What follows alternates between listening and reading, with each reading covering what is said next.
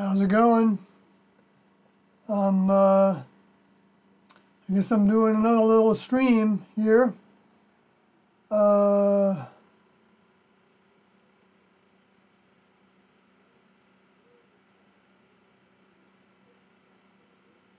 the highlighted verse. Okay.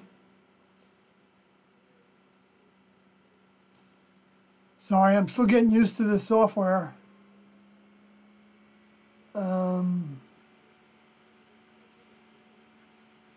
And this know that if the good man of the house had known what hour the thief would come, he would have watched and not have suffered his house to be broken through.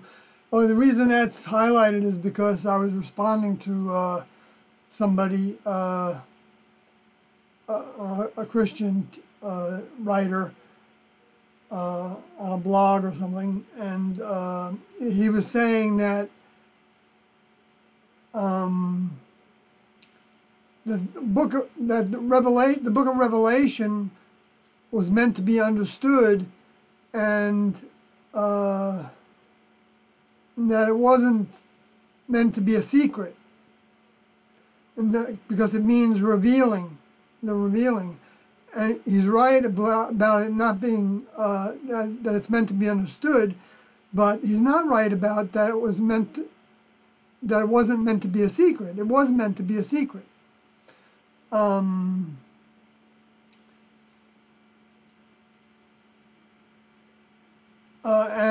This verse is one of the ones that proves it, talking about the parable of that the good man of the house is watching,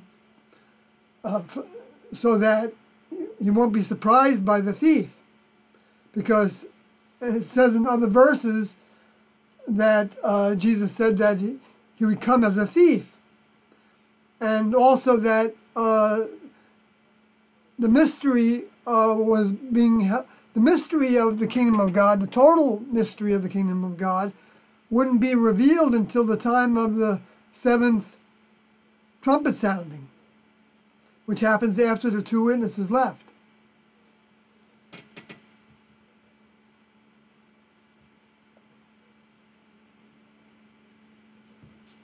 Saying my stream health isn't very good. I don't know what that means. If that means that you all can't see me, but you can only hear me, but which is fine. Except I like to be able to show the prophecy.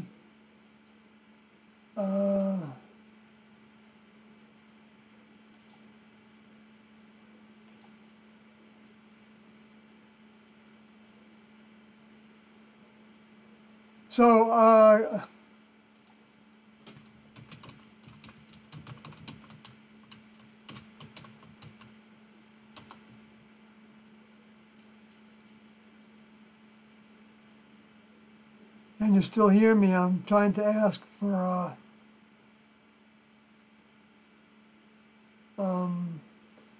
I got a message that said that my keyframe frequency was 4 seconds or less or something. Oh yes, there was good quality. Okay, thank you very much, Jacqueline. I appreciate that. I'll just continue. You can see the screen. You can see the Bible software on the screen too, I hope. If I want to use it, even with this bad video setting that they're telling me about. Oh, I see. There it says 3 watching. Okay. All right, I'll continue. And the reason I'm bringing that up actually is let me do something else here. Bring this other. Because actually, if you go over to Revelation 10, this is where the crew member that was sent to talk to John on Jesus' behalf is talking about how and I saw another mighty angel come down from heaven, clothed with a cloud, and a rainbow was upon his head, and his face was as it were the sun, and his feet as pillars of fire. Because that's describing this mighty angel, which I believe is Michael the archangel, which is the same individual that was Jesus and Moses and Elijah and Enoch and Adam, which was all according to T. But T didn't talk about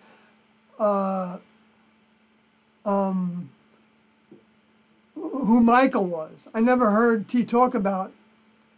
Well, she did refer to something that was said in the book of Daniel one time, and it was always a joke, but I'm not going to try to remember that right now. I never knew what she was talking about, and to this day I really don't understand it. But it had to do with the Old Testament something, and I'll bring it up another time. But so in this verse, then, this mighty angel, an archangel is a great angel. And mighty is the same word as great, strong, boisterous. It's not an ordinary angel. This is an older member angel. Older member, crew member. And the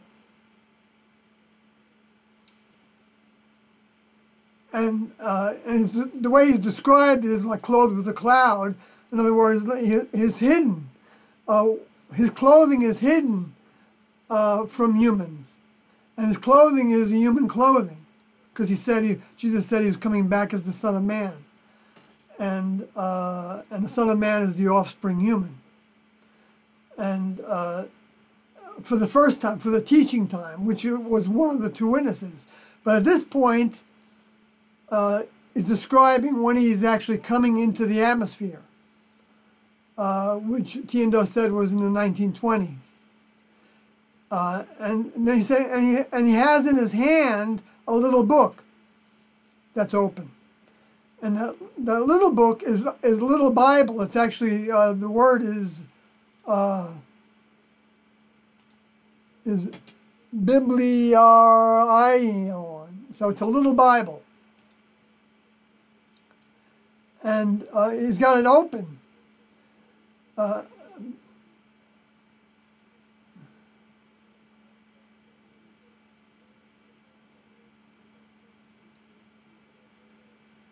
Anyway, he's got his right foot on the sea and his left foot on the earth, and so his right foot is the righteous foot.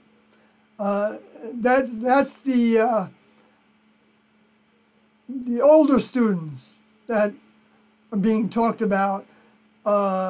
He's going to be talking to with his face, because he's got a face, and his face is lit up by the sun, which is the Father. And his feet is his footstool as pillars of fire. He's bringing the full passion and energy. The pillars of fire are his disciples, his students, that are all the 12 pillars of the 12 tribes of Israel, the 12 disciples, the 12 souls, actually, because they're not. They're students. They're the oldest students. They're the 24 elders, actually. But 12 of... I'm just realizing, I think, by talking about that now, that the 12 crowns that are in the crown of the woman, I believe, are the woman who's in Revelation 12. That's the Father they're talking about. She's clothed with the sun. But he's not. This one here isn't clothed with the sun. He's clothed with a cloud, and is identified as the moon, as the footstool for the Father. Which the footstool is the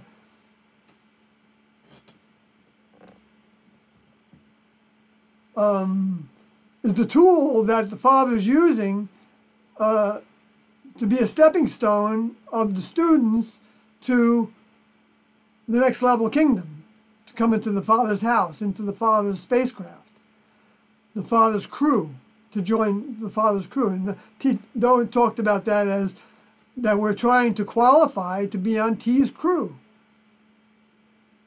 That's what the message, that's what the astronaut training program is, to be on T's crew. T in the female vehicle that she took. That should be a big boost to the female population after all this patriarchal beginning of the civilization, which is the way it was designed to work. And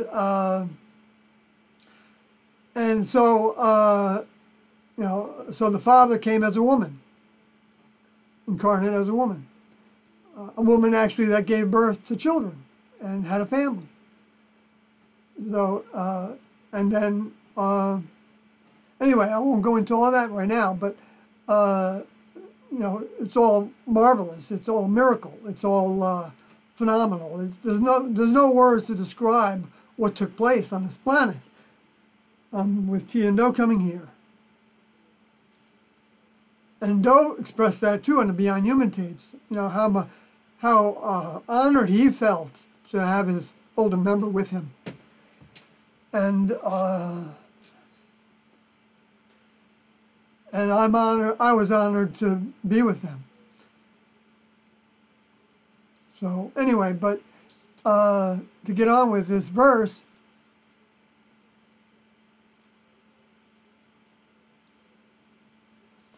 and so he has the little book open, and so the left foot is on the earth, and so that's based on.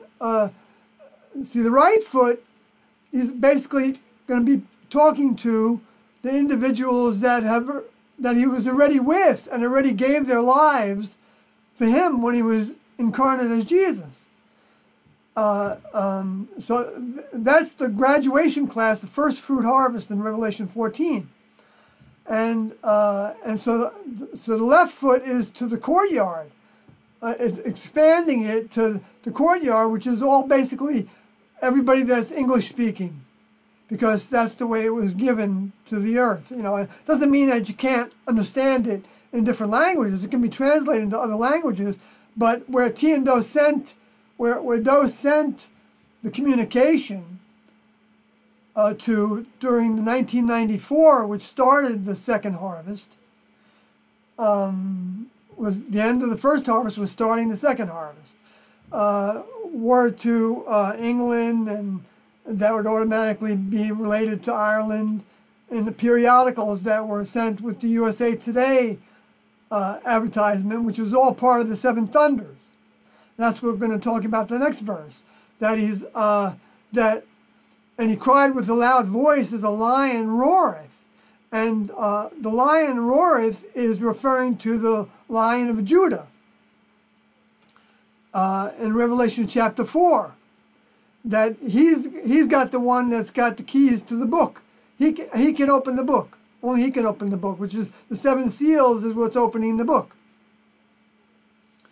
And the things that were hidden before. And that's where this is a mystery. It was supposed to be a mystery, and it talks about it even more a little bit on in this verse. And I say the seven thunders were, the first thunder was T and Do. There's the two witnesses coming,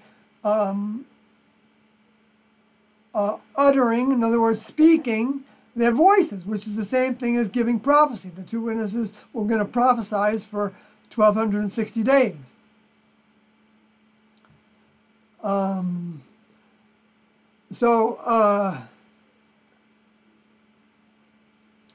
Greetings, Cub Dodge, 1981.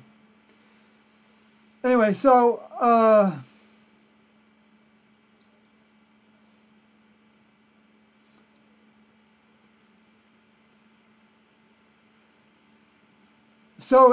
in other words, this word when, I'm not sure if it can also mean after. Yes, it does. That's interesting, because I was feeling that he's saying that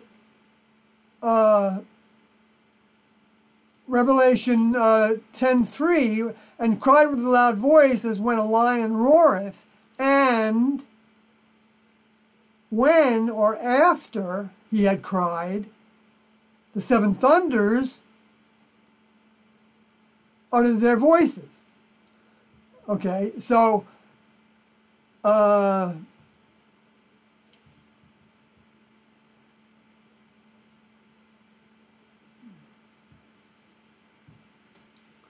Maybe I don't have that quite right yet. But it's close enough. Anyway, but because it talks about it later, that it happens later. Part of their expression of those seven thunders happens later by the students that are left behind, that become students of Tiendo for the second harvest, being in Revelation 14 talking about, which is the tribulation time that everybody has to go through. And that all the individuals that choose to be students end up disseminating Tiendo's information and standing up for them and growing into this. And, to disseminate their information, we should know what they're talking about. So we need to read everything we can that they said and listen to all the tapes that we can, but not wait until we're done with that before. I mean, we can wait as long as we want. We don't have to say anything to anybody. But if we want to proceed as fast as we can, then we're going to start talking about those things that are in those materials with other people.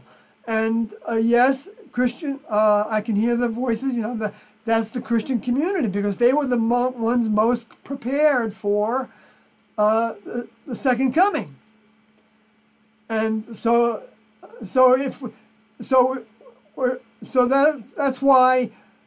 Tiendo didn't have to talk about all the scripture, because they were appealing to individuals that already believed, and all just needed to be woken up a little bit. Not a little bit, a lot.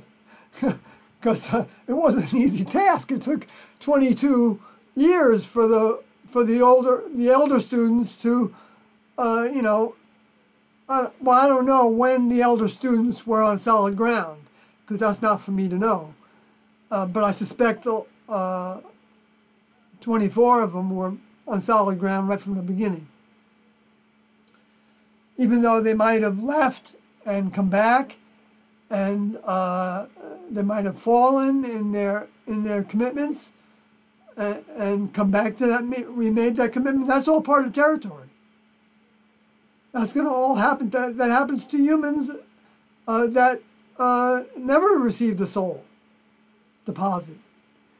And it happens to those that do receive the soul deposit, which is the seed that Jesus was talking about, I believe, that he was sowing in the parable of the tares and the wheat and the tares. The tares being the Luciferian, space alien, fallen angel souls that they sow, which are the facsimiles,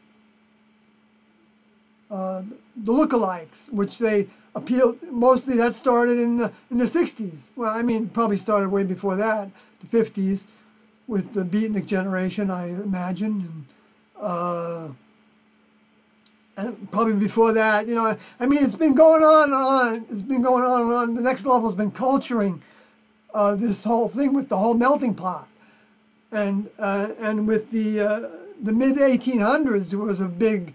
Right after the big UFO flap that happened in the early 1800s, the facsimiles actually started then with the Mormons, with the two individuals that appeared to Joseph Smith, and left them the tablets that were the physical manifestation of the writings that they probably had, I mean, because the space aliens, they can have physical things. They're physical. They're the Lucifer. Their souls are physical, but not in a dense physical. But they can grow human vehicles to inhabit, take over, and grow them for their liking. And they can inhabit many vehicles.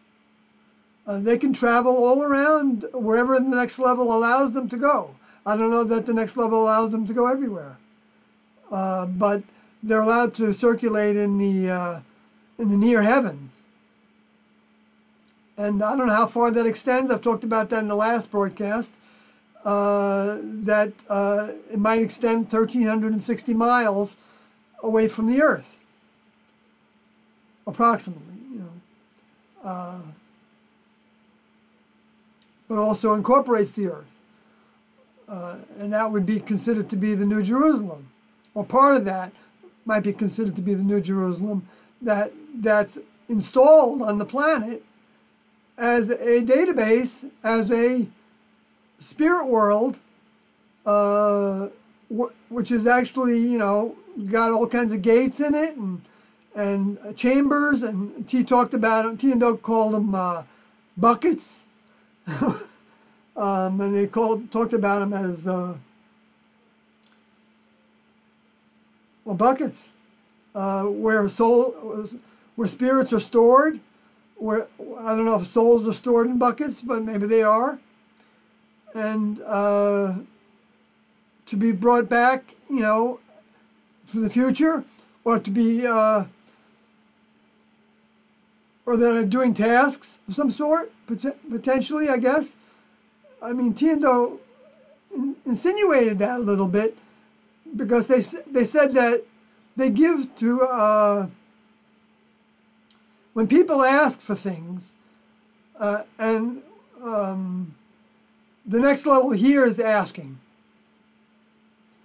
I don't know if they hear all asking, but they've got their,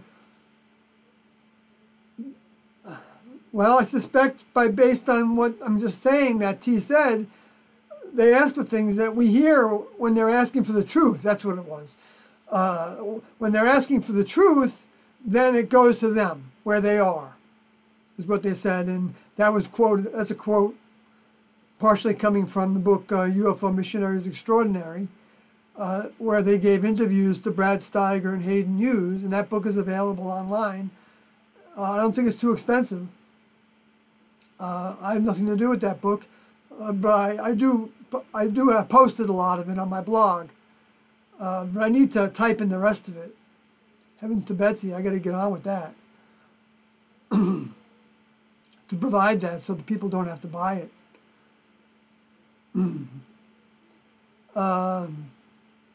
But it's worth it. It's a test. I mean, it's all a test, because T and Do changed what they were thinking. They said that this whole project was, the name of the game was change, and that they were giving us a lot of things sometimes because they worked. I mean, they weren't giving us anything that they didn't feel like they got from the next level. They did, and that's why there was 2 of them that came, because this Do thought maybe because he said maybe he needed that help, and he also said on Beyond Human Tapes, and he also said that maybe because the environment, the planet had become so what was the word he used? Complicated. Everything had become so complicated, and he was so they sent his older member to help him wake up.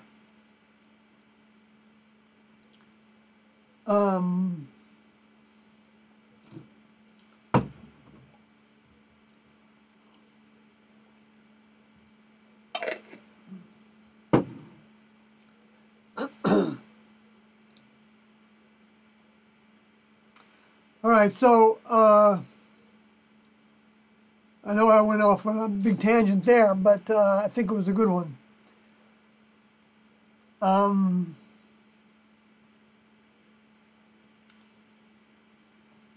I mean, this information, you know, for me to be an instrument of it is a high. I can't deny. A high I can't deny. Maybe I'll have to. But I mean, you can get high on it, but if you're not trying to do it, put it into motion, and take the consequences, that will come to everybody that puts it into motion. There's going to be consequences. There has to be, because that's what. Because we're doing. See, this isn't so much for. I mean, T and Do take advantage of all circumstances, and they make positives out of all negatives. So my dropping out, falling, failing my tests was a failure. But Do told me when I flunked that he didn't want to throw me away. and that he said I had the makings of a good member of the next level. And he told me that before I chose to leave. And right after I first fell, and I exposed it to everybody. And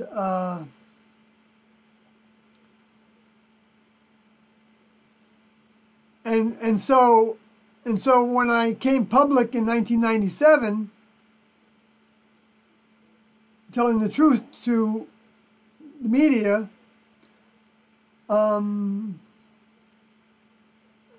I believe T and Do decided to give me another chance. And so they gave me a whole bunch of dreams to help me reawaken.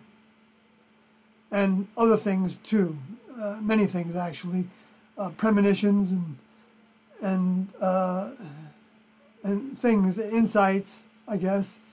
You know, well, insights in terms of understanding prophecy better, I think, and remembering what all they told me, you know, when I was in the classroom, and also the things that I didn't remember correctly, or, well, no, not didn't remember correctly, didn't understand when I was in the classroom. They helped me understand outside the classroom after I had become re-engaged with the world completely by starting a family. And they allowed me to not leave everything behind, to work into being willing to trust them enough to give my all to them, and let them take me through it. And I think they were taking advantage of my fall so that I could be an example to other people, because you know, how many people are afraid to actually give their lives to the kingdom of God because they think that they're going to have to become a priest or a reverend or a guru and they don't like that. I mean, it doesn't feel good to them, you know. And I mean, they got other things in their lives that they want to do, and you know, so that's a challenge to think about doing, you know. And but the next level helps us recognize that that's not the path. I mean, it can be a path. It's not that that's not a path. It can be a path, but you have to come through all those other paths. And a lot of the people that are ready for the path of T and Do already have seen through everything else. And this is going to be the only thing that makes sense to them. And so they're going to be driven to it, but they're going to still have to deal with their demons that are going to try to talk them out of it. And, you know, and throw everything at the book, throw the book at them. But if every time that happens, we ask T and Do for help, then we'll get through it. And then we try to apply the help that's given to us, because they're not going to make us do it. They don't want anybody that they have to actually make do it, because they can make robots all day long to talk about this information. And that's what I was talking about. And Jesus talked about that as, you know the scriptures, but you know, you can quote Moses, but you don't know Moses, because if you knew Moses, you would recognize me.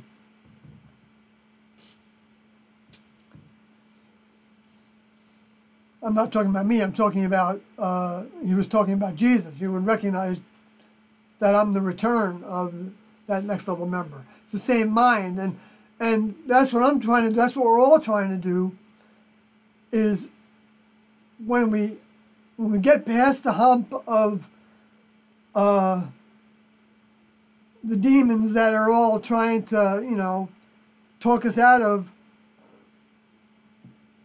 giving ourselves to the creators of the planet, which is a gradual thing. It's a process. It doesn't happen overnight. I mean, you can get bursts of it overnight, and that's what the Christians call being born again, but they've distorted that into, you know, being a country club religion born again. You know, just, you know, so, but I don't need to talk about all that, because probably anybody that's listening to this knows that already. And but that's their test then to come out of that. But it's good not to get into that and to come out of it.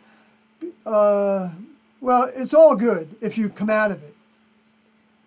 And if you don't come out of it, the next level will still look at you as a spirit or a soul according to what they were given and what they were up against. And so there's no judgment of anybody. And we all can grow faster.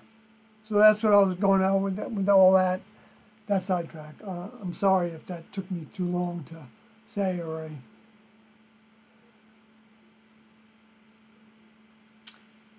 I know I could have said it better. But let me get on to this Revelation 10, because I was talking about how it was meant to be a mystery until now. Because this is the time after the seventh angel sounded his trumpet, which happens after the two witnesses and the first fruit harvest leave in 1997. So anyway, so he cried with a loud voice, lion roareth. Voice is there for a reason. It means his voice. He's actually expressing himself through his voice, words.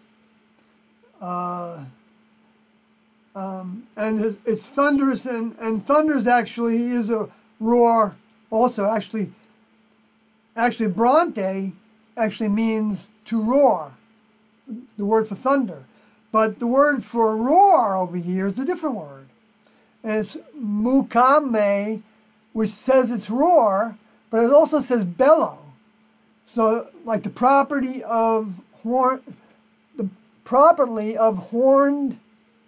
cattle. Bellow. I didn't really actually look at that closely last time. Properly of horned cattle, like a bellowing sound of a horned cow. The cow would be a mammal, and the horn is what they do battle with.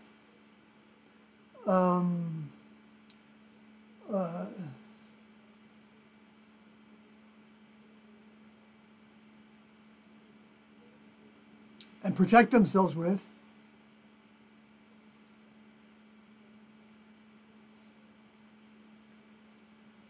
Which is the truth in terms of the next level, and the mouth is the horn, the instrument of the exercising of the horn.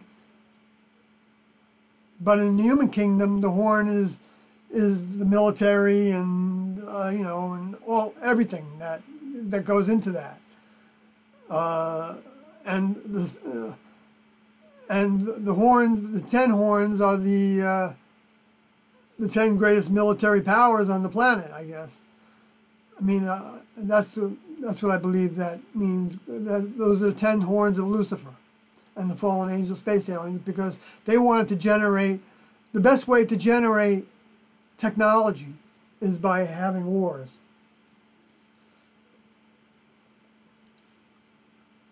Well, I don't know if it's the only, I'm not saying it's the only way, but it's the way that's been used the most, of course. And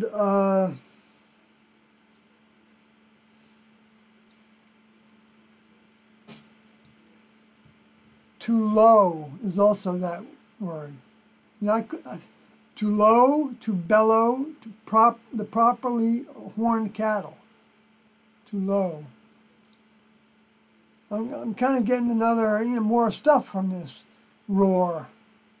The lion roars.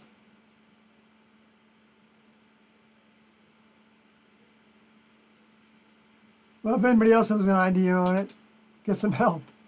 And maybe get some help. I see in the chat room I was being told to get some help.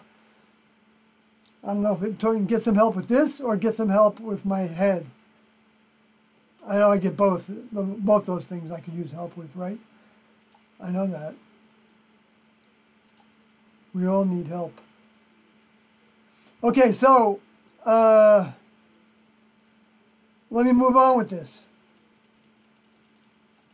And when the seven thunders had uttered their voices, I was about to write, and I heard a voice from heaven saying unto me, seal up those things which the seven thunders uttered. Write them not. So in other words, there is some mystery. The next level is saying that they don't want you to write the content of those seven thunders.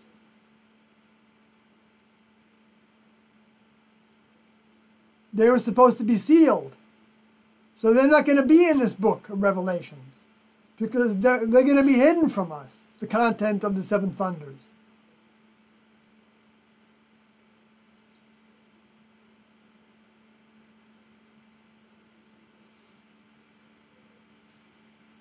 You know, I had an experience the other day.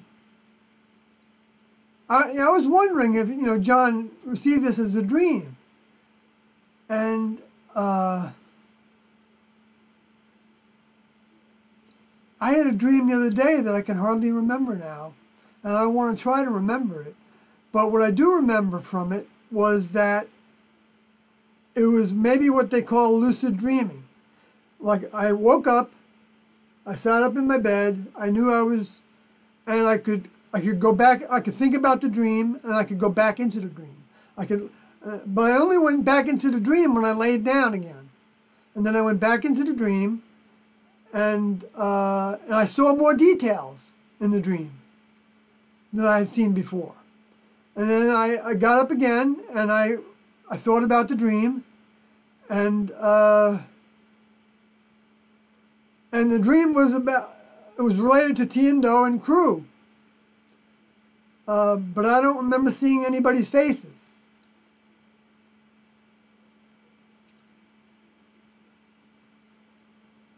So I'm wondering if that's the way John, maybe he was like lucid dreaming, so he was writing to receive all this, and that's why it's so good, because the next level was actually dictating.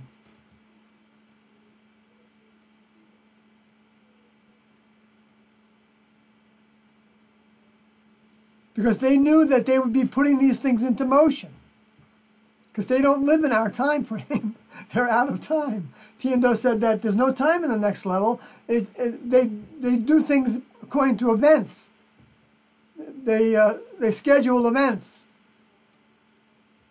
to happen. And those events, you know,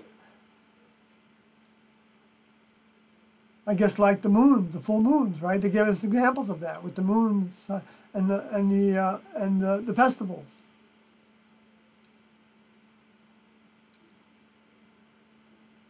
So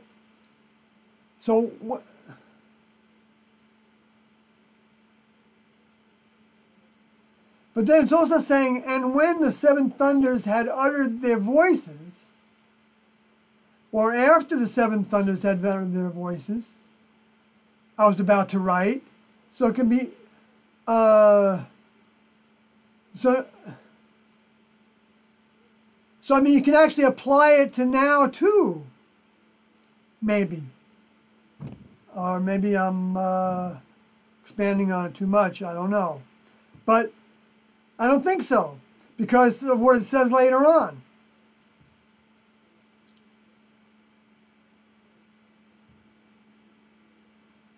He heard a voice from heaven saying to him, seal up those things which the seven thunders uttered and write them not. Okay, well, I'm not going to try to get into... but the seals, this is sounds like one of those seals. And I believe a seal is actually a removal of the mystery. So the first seal was Tiando, the two witnesses. And though he opened that first seal, he finalized that first seal in 1988 by the release of one of the thunders, which was the writing of the 88 update, the UFO 2 and their crew, which we, at the time I was in the group, and we sent that out in 1989, pretty much started to send it out. as a small booklet, and we sent it to people like in the UFO community, like Walt Andrews and another individual who was doing abduction, writing about abductions. Wasn't Bud Hopkins. It was another individual. I don't know. I don't think it was the fellow in Boston either. But anyway, but seal also means affirmation. A period of affirmation. In other words, when individuals are affirming their loyalty to the next level or to the lower forces, the human kingdom. Not the human kingdom as a bad thing, okay? A human kingdom as a mammalian form of life that's not as advanced as the next level is. And it's from the mammalian human kingdom that we can become members of the next level. The human kingdom was designed, Doe said, as a stepping stone. It wasn't made to work, he said. Well, T and Doe both said that it wasn't designed to work. It was designed to be outgrown. It wasn't designed to become satisfactory. It wasn't designed to become some place that would have heaven on earth. It wasn't designed to be happy. I mean, it doesn't mean that we weren't supposed to be happy. Yes, we are supposed to be. I mean, being happy is relative. And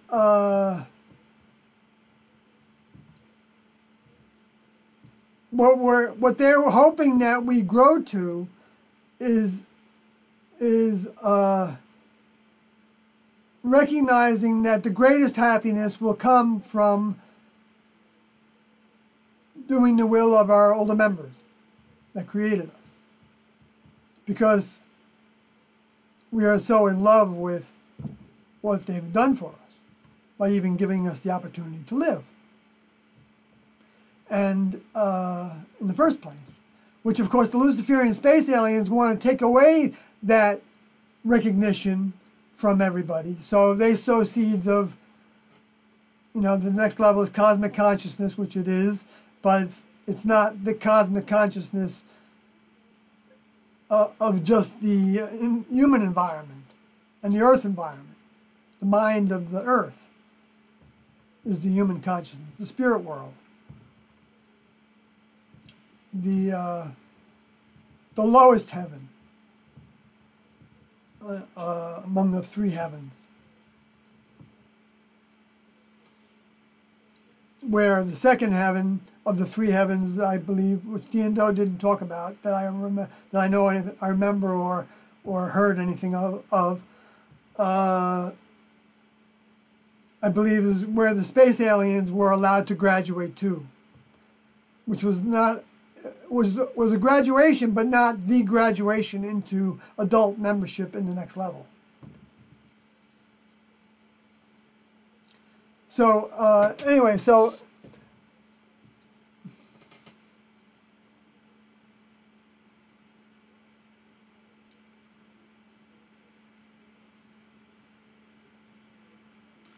So then the next verse, Revelation 10:5, and the angel which I saw stand upon the sea and upon the earth, which is Jesus, lifted up, which is actually Doe, and actually in the current manifestation,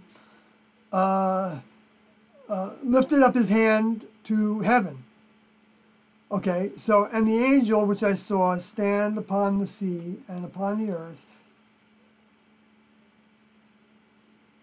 lifted up his hand to heaven.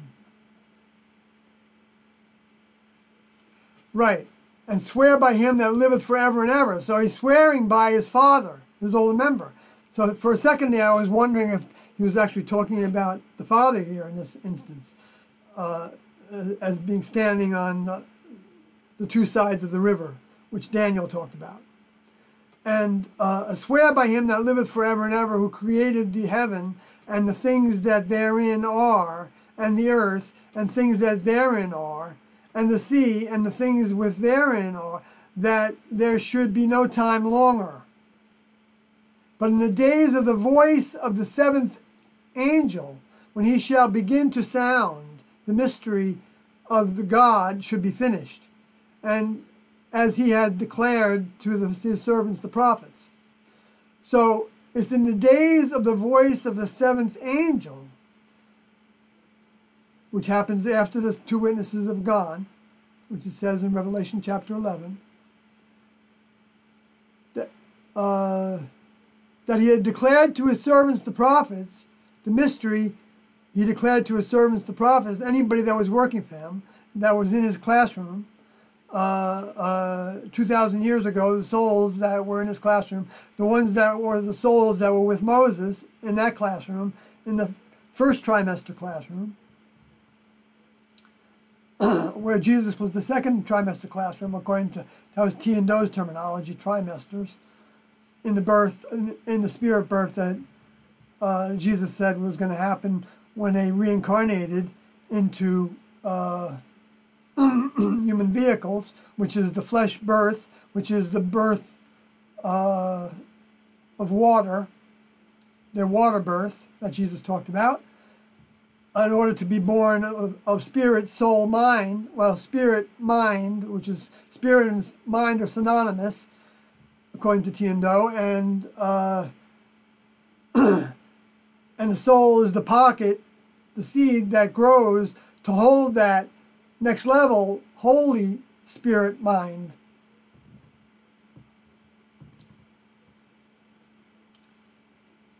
That grows into a member of the next level, that becomes viable when they're born in the next level, and then they can actually pilot a next level vehicle that's grown on a vine. That's a more dense vehicle. But it can be, I don't know, a lot of things, potentially.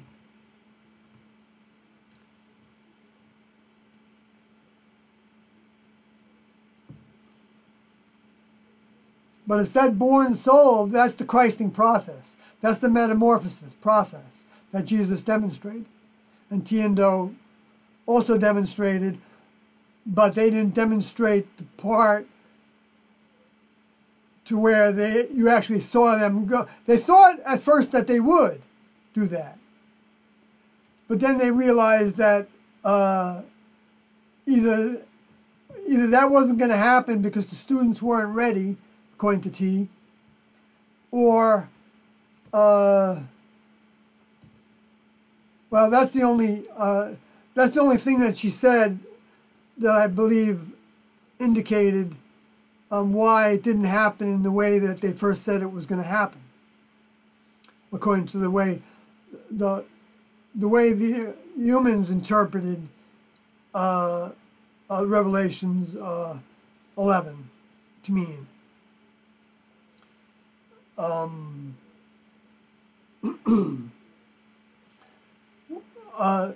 See, the next level, they have options. When they give prophecy, when they speak, when they give that information to one of their students to write down, which we can't count on everything in the book of Revelations to be accurate. I want to make that clear, because the only thing we can count on being accurate 100% is what Jesus said in the red letters, when we're talking about the records, that is. We can count on everything that T and Do and crew did that's in the Heaven's Gate book and in the tapes that T and Do made during the meetings, and all that we can count on. And there's other materials as well that I believe we can count on, although they weren't in those materials, but they were given to Riccoti.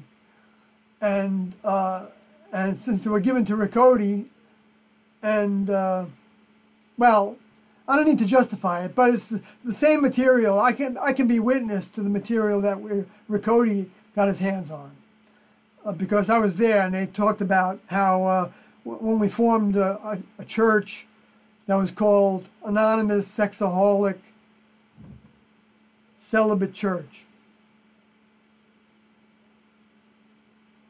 I think that's what it was called. Ask. ASCC. Anonymous Sexaholic Celibate Church. Yeah. Anyway, I don't want to go down that road right now, but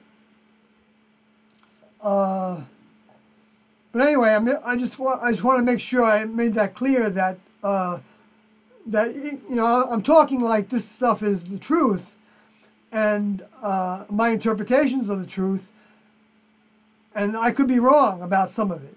I don't think I'm wrong about a lot of it, because I witnessed how the next level has helped me over the years, and they actually tell me, I mean, while I'm talking, they say, that's not so, in my head, and then they give me sometimes another idea, which they did that the last broadcast. They gave me another idea. I forget what it was now, and I recognized when I said that idea was that the old idea was not right, but I don't think I updated it. I got to try to remember it, because I need to I did update that. I felt like that was the bigger reason. Oh, jeez. Anyway, I'm sorry. Maybe it'll come back to me. And the voice which okay, so the seventh angel is the days of the voice of the seventh angel. Now, I believe that the seventh angel's voice started actually in the 1990s with Doe and crew by the progression of the seven trumpets. So that the seventh trumpet, not the seventh trumpet, the progression of the seven thunders, the seven roars.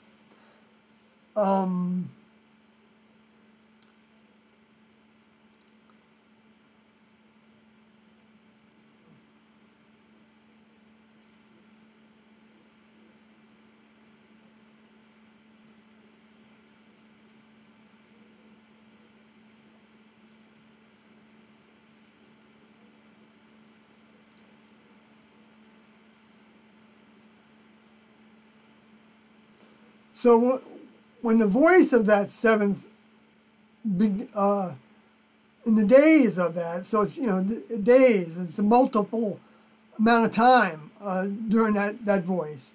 So it's the 90s, I believe it's like 7 years.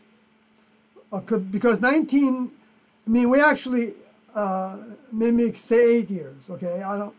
But it was 1992 when we started the Beyond Human tapes. And and so those tapes actually went broadcast in 1993, though, onto the Christian network, a broadcast network, on satellite dish at the time, and we uploaded it through Use Aircraft, that company, and but maybe before that, Doe had us upload a video that Junodi and I made up to the Christian network, and I think actually when we did that first, and then Doe decided that he needed to be the voice. So he let his students be the voice at first, and then well, and then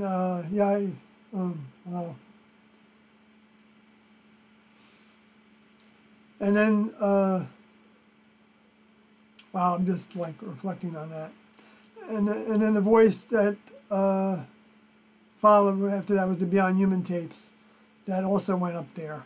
And then what came after that was the USA Today ad, information ad. It was a third of a page in the big newspaper. It's a big piece of paper, huge piece of paper. Now it was a third of an ad in very fine print. I mean, right now I wouldn't be able to read it because I'm probably like 20/40 vision.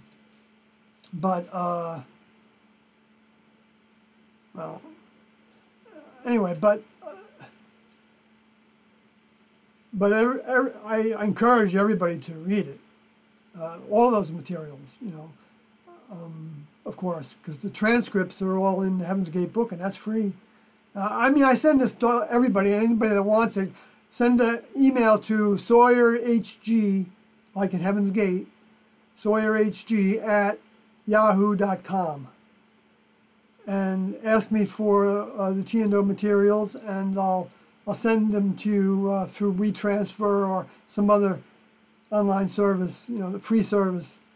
It's 2 big packets of you know, probably 4 or 5 gigabytes of data, including my book. And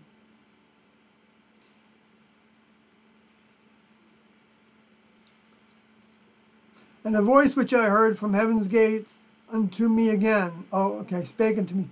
Well, maybe I didn't finish that last verse. Shall begin to sound. The mystery should be finished.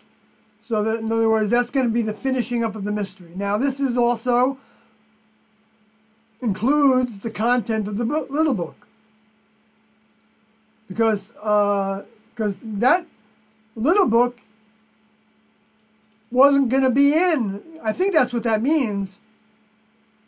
It can have multiple meanings, but that little book, he was told not to write. Because he said in the beginning there, he has in his hand the little book.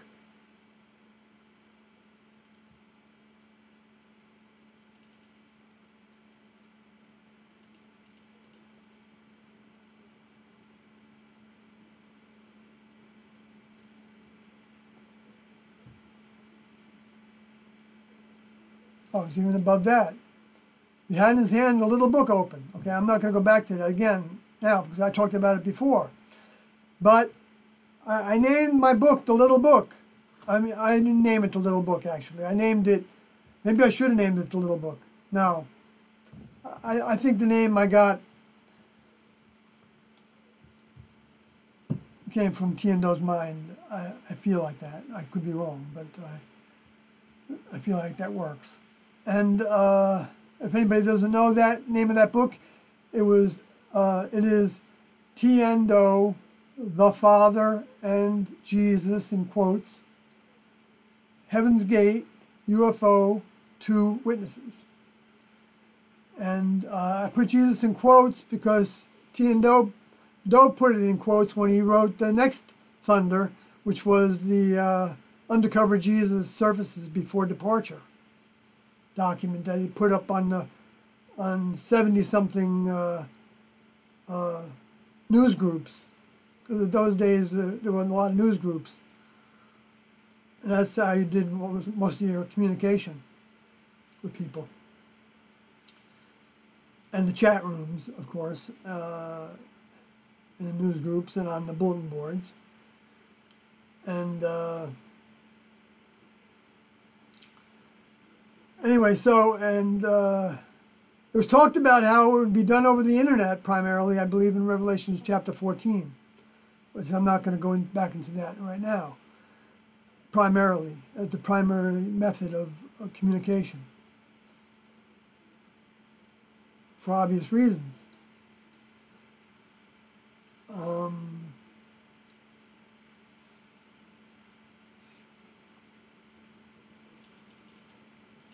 So that seal is being opened as of 2017, which is the 4th seal, which is the seal, the middle seal. That is the middle. I think, I'm not sure if it was in the terminology of, I forgot what Daniel used as that terminology. I got to go back to it, but I believe in Daniel 7, chapter 7, or Daniel 9, he talks about the middle kingdom. I think it is what he says. Yeah, that's what it was. It was 7 kingdoms. And the middle kingdom, he said, was going to be, he said a lot more about. And so the 4th kingdom would be the middle kingdom. And that's what we have with the new president, Donald Trump. And his name is even Trump. You know, I mean, so that's doing the trumpet. One of the tasks that crews get in the next level is to put this all together so it all comes out. And it's a fun task.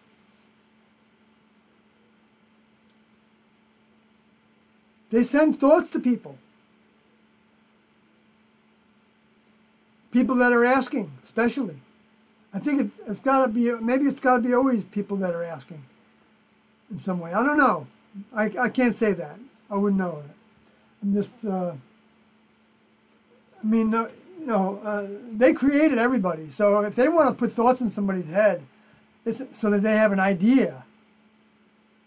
That's what, they got the right to do it.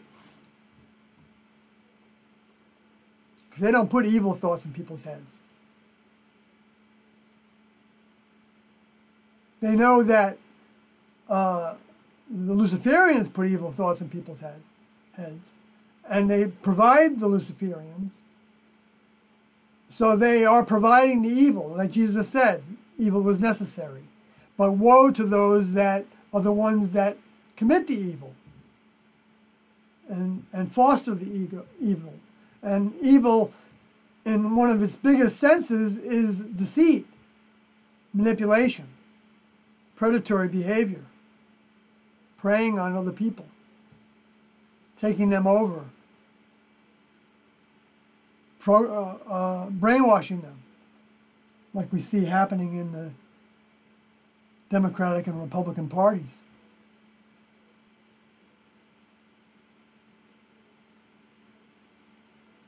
And a lot of other ways too, the Catholic Church or the Christian Church, the religions. I mean, but those are all stepping stones at the same time.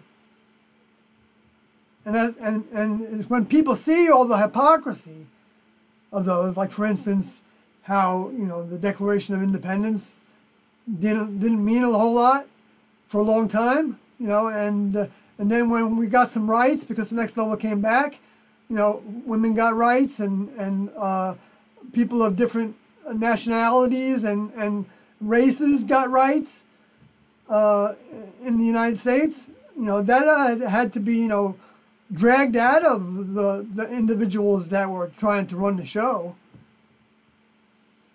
The kings and the descendants of the kings. They say, I traced Bush through the genealogy that what's his name did.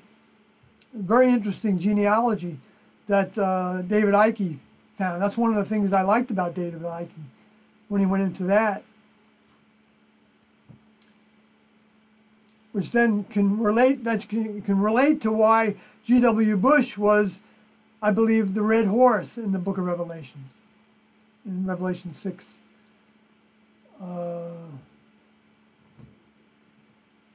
3 and 4, I think. So, let me go back.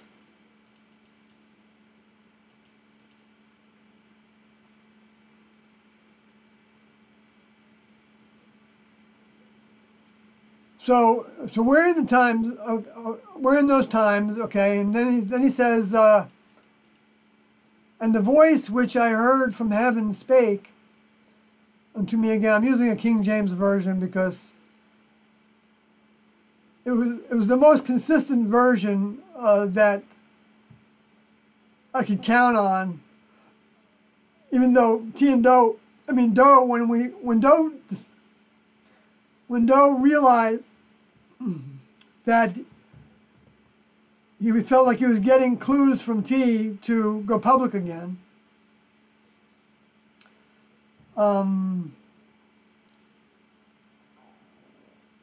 that's when he started. That's when he bought a bunch of Bibles. He bought the Companion Bible, the Parallel Bible. It's got 4 different versions in it. He bought the Dake's Bible. He bought the. We started listening on the satellites to Arnold Murray and that gentleman that Sue Rody talked about on the exit video. I forgot his name now. In L.A. He was not related to Jim Jones at all. Well, Jim Jones was in San Francisco, I think. And he wasn't really a preacher. I mean, he was, I guess, but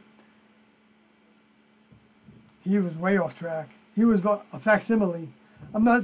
Everybody is influenced by the Luciferian space alien fallen angels, and that's why T and Do came with two, in order so they could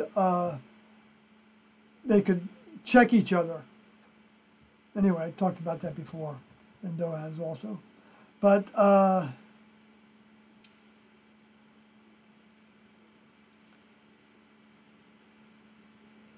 So go and take the little book which is open. Okay, little book is open in the hand of the angel which standeth upon the sea and upon the earth. I got to be clear since I started to talk about it, that there's collaboration with, is that the right way to say that word? Corroboration? Corroboration and collaboration? Is it? No, corroboration, I think, is a different word. Corroborate is going to basically show more evidence of, I think. That's the way I understand it. And so if I go over to Revelation chapter 5, talking about the little book as coming after the big book, I have to go back to Revelation 5 where it talks about how, and this relates also to the lion that roars, that opens the seals of the book, which is Tien Do's book. Heaven's Gate, how and when the door to Heaven's Gate, the kingdom level above human, can be entered. I probably didn't say that in the right order because I'm so focused on this right now. I get confused.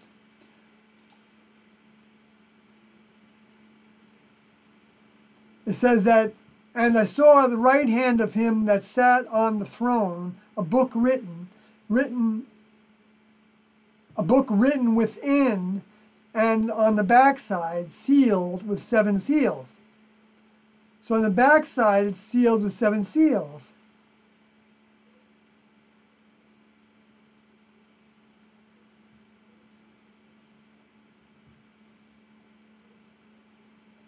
So the opening of the first seal starts with Do, with Revelation 6, 1 and 2, as the rider of the white, as not the rider, it's not a rider, he's sitting upon the white, pure, light vehicle,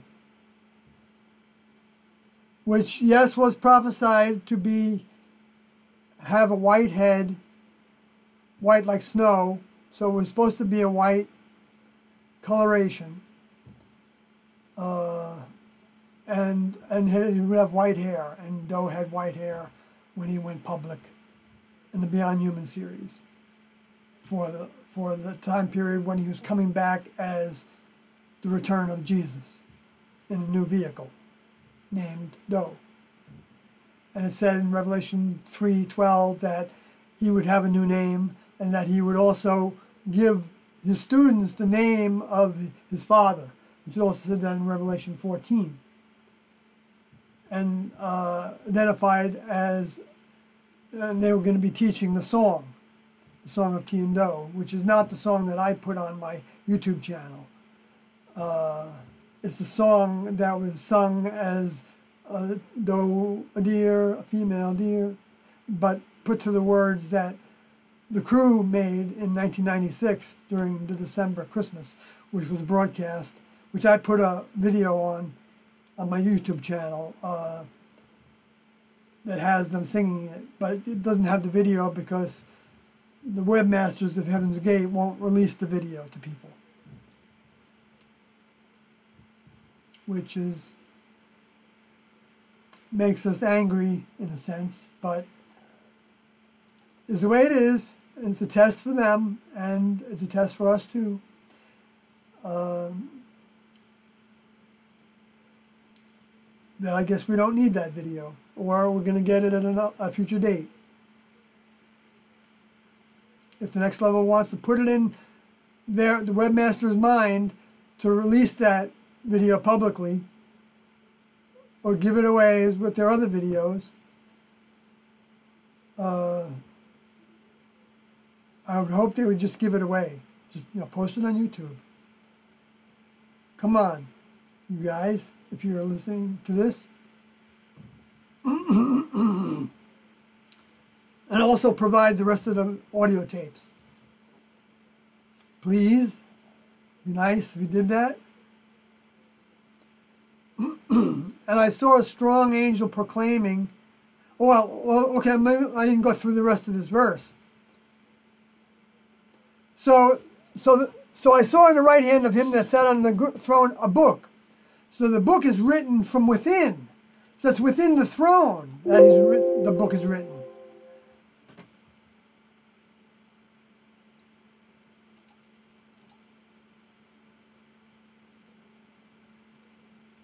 Right, because he sat on the throne.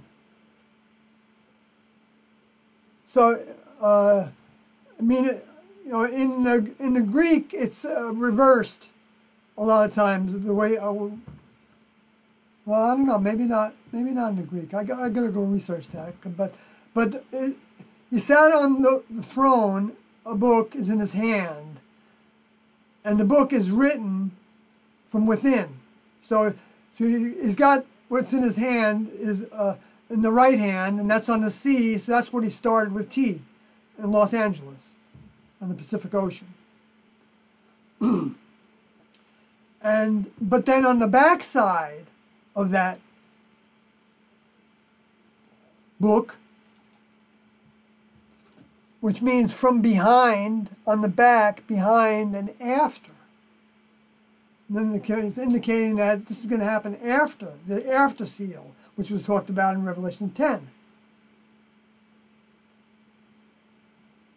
As the little book, I think. That's what that means. Because the backside is also what happened in the past. And if you look at the end of the Heaven's Gate book, that's where they put all the scriptures that they felt were the most pertinent scriptures to describe their task. So they even put it in the back of their book. But see, that can't be the same back of the book that I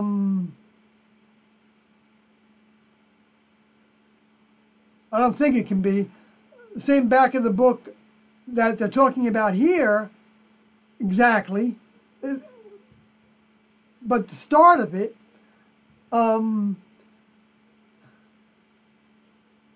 because the rest of the backside is talking about the history. That's also what that means. So I think it described that from behind, on the back. On the back side, in other words, what happened in the past. You know what? I think I got a better understanding of that from the other software that I have.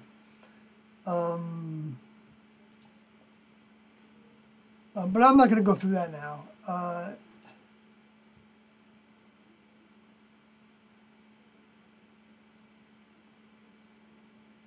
But then it goes on to talk about who is worthy to open the book and loose the seal, and it says, and he wept much, and then he determined that, and one of the elders said to me, weep not, behold the Lion of the tribe of Judah. So that's how it gets back to being a roar of the seven thunders. And also, in terms of the seven thunders, another secondary verification of that is where in Revelation 6:1 it says, and the Lamb opened, it was the Lamb, in other words, the individual soul that sacrificed his vehicle before, opened one of the seals. He opened one of the seals, and I heard, as it were, the noise of thunder. There's the roar. Noise isn't really the right word there. It's not noise, it's phone. P-H-O-N-E in the Greek. And it's probably akin to, through the idea of disclosure. So it's he heard, as it were, the disclosure of the roar, because thunder is actually Bronte, which is thundering, or actually bremo is from bremo to roar, according to the Greek. So that would have been a better, it's I mean, people would have never thought to actually put this interpretation on it because that's part of the cover-up. Not the cover-up. Well, T and Doe said, I don't remember if T said it, but Doe said that the next level has a cover-up also. And that their whole coming was undercover of night, like the thief in the night. The night is like through the unseen world. You know, we can't see them, who they are, through the human vehicles, unless we get to know their mind. And then we can recognize them. And the only way we get to know their mind is if they give us the smelling salts to wake up. And the smelling salts were given in 1975 and 1994, and they're still being given.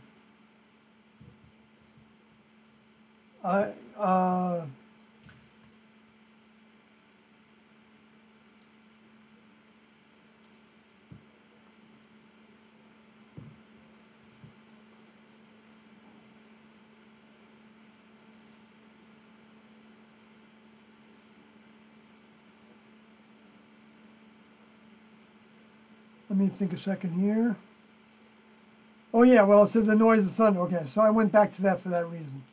So let me go back to 5.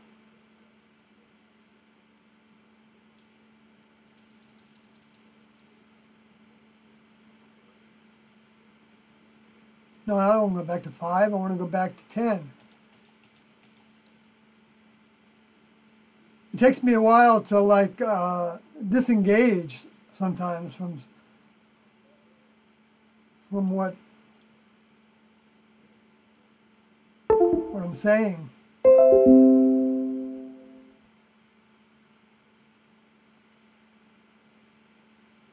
All right, so back to Revelation 10. Let's skip down to where I was.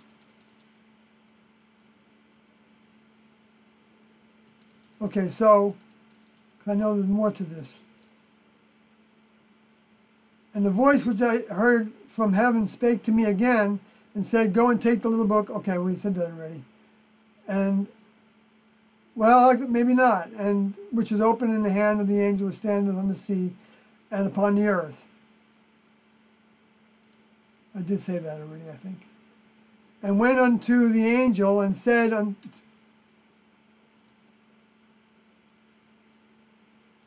went unto the angel and said unto him, give me the little book. And he said to me, take it and eat it up, and shall make thy belly bitter, but it shall be in thy mouth sweet as honey. Well, that's like, I know what that is. I'm used to it now because I'm in a kind of a comfortable position. I've been in for a lot of years, so I'm kind of like used to the fact that I knew by saying all this that there were going to be people that were going to hate me, okay, and make all accusations, you know, tell me that I'm complicit in their suicides, and because I'm preaching the same truth that Doe is preaching, and you know, so that's what made me bitter, but so far I haven't experienced the brunt of that. Fortunately, and I don't look forward to it, but I'm at least ready for that to happen, and I hope it happens quickly when it happens, so that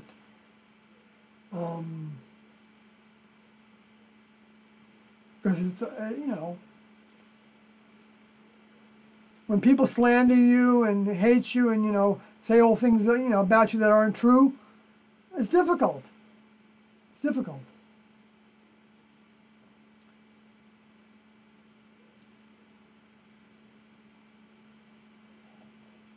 And I took the little book out of the angel's hand and ate it up. Okay, I guess I just disconnected and came back again. So is everybody still here?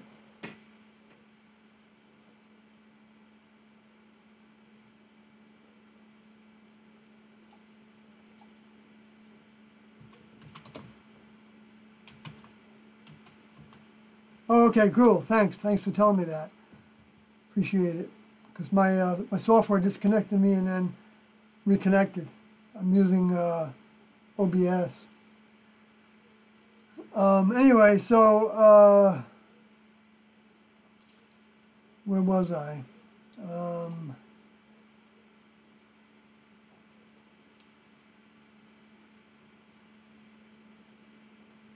So I took the little book out of the angel's hand and ate it up, and it was in my mouth sweet as honey. And as soon as I had eaten it, my belly was bitter. Oh, I went through that already. I said that already.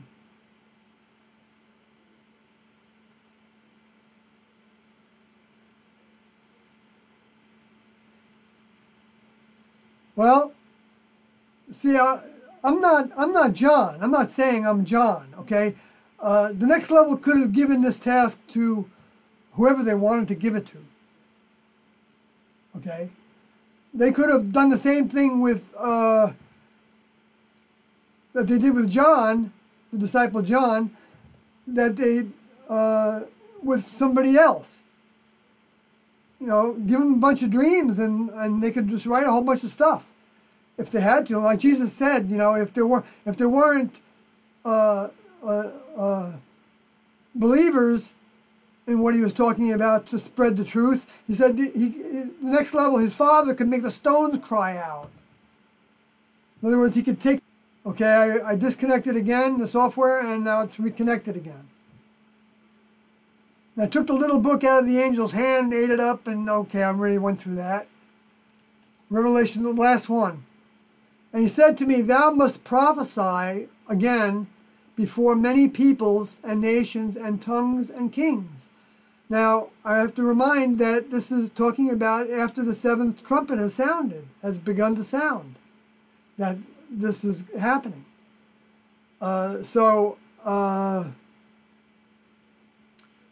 And it's the backside of the book. It's going to be the material that's doing what I'm doing now. It's going to reveal the remainder of the mystery of the kingdom of God, because T and Do are helping me to see this and to put it out. And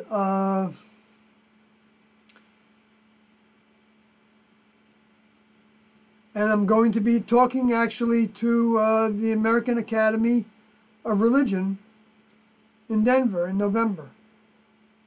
Just one little 2 hours in one room in the Denver Convention Center on November 19th. So I don't know if any of the I don't know who will show up to that. There might be a film crew there. I'm going to be filming it.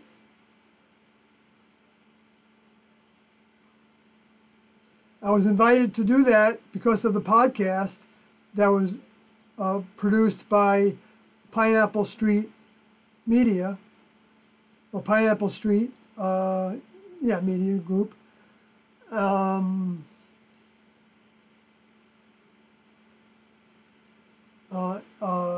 Led by Ann Hepperman, who was the producer, and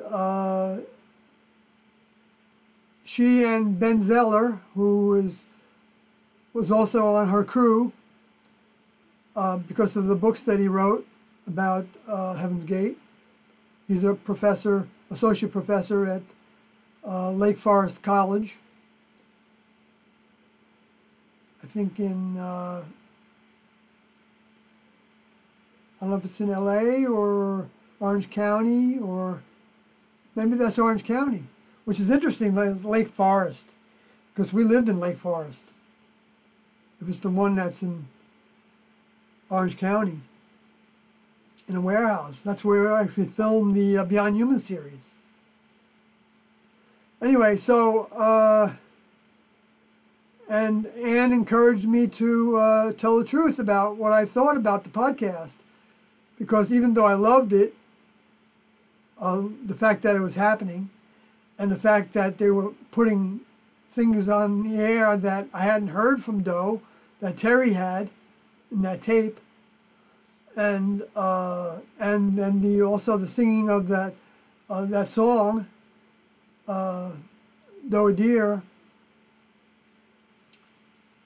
do, re, mi, fa, sol, la, ti, do, on that video that they got from Nancy, the mother of Alex Odie, who was one of the 38.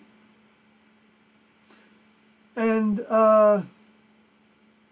so I don't know, what T and Do have in store for, but as of 2017, boy, did they start things up.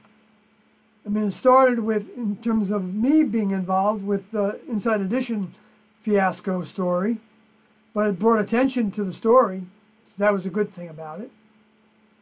But in terms of the Heaven's Gate podcast, that everybody, I think, that has any interest in T and Do, I think should listen to,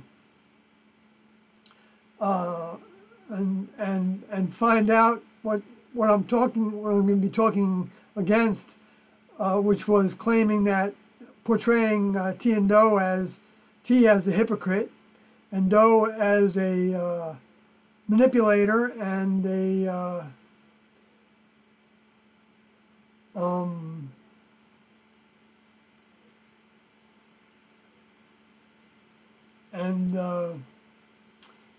controlling, which there was controls, yes. It was controlling, for sure, but no more than if you signed up to be in school to learn something under a professor of physics, and that he or she insisted that you teach the course using a certain textbook, and if you didn't want to use that textbook, then you shouldn't take the course. That was the way it was controlling. And they were the ones that were writing the textbook. And so, and we knew that from the beginning. I knew that from the beginning. I wanted that.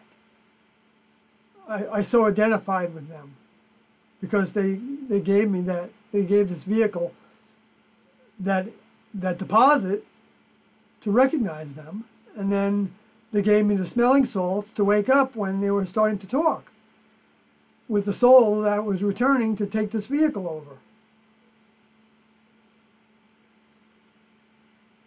That soul was Soyoti.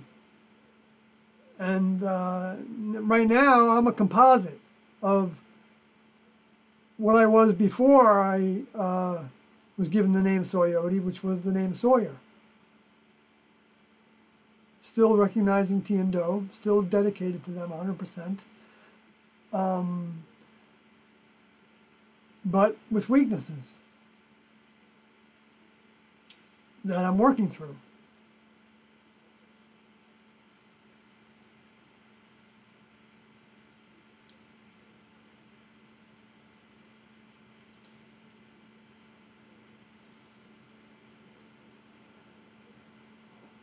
So,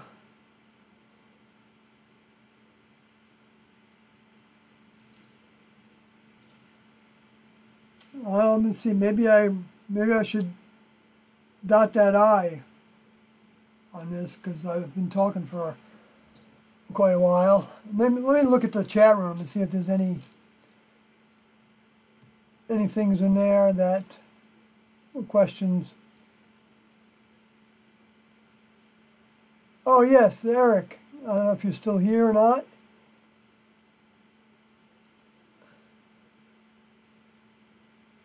Greetings, Diego. I already talked to you a little bit. You helped me with that, knowing when I was online. Get some help.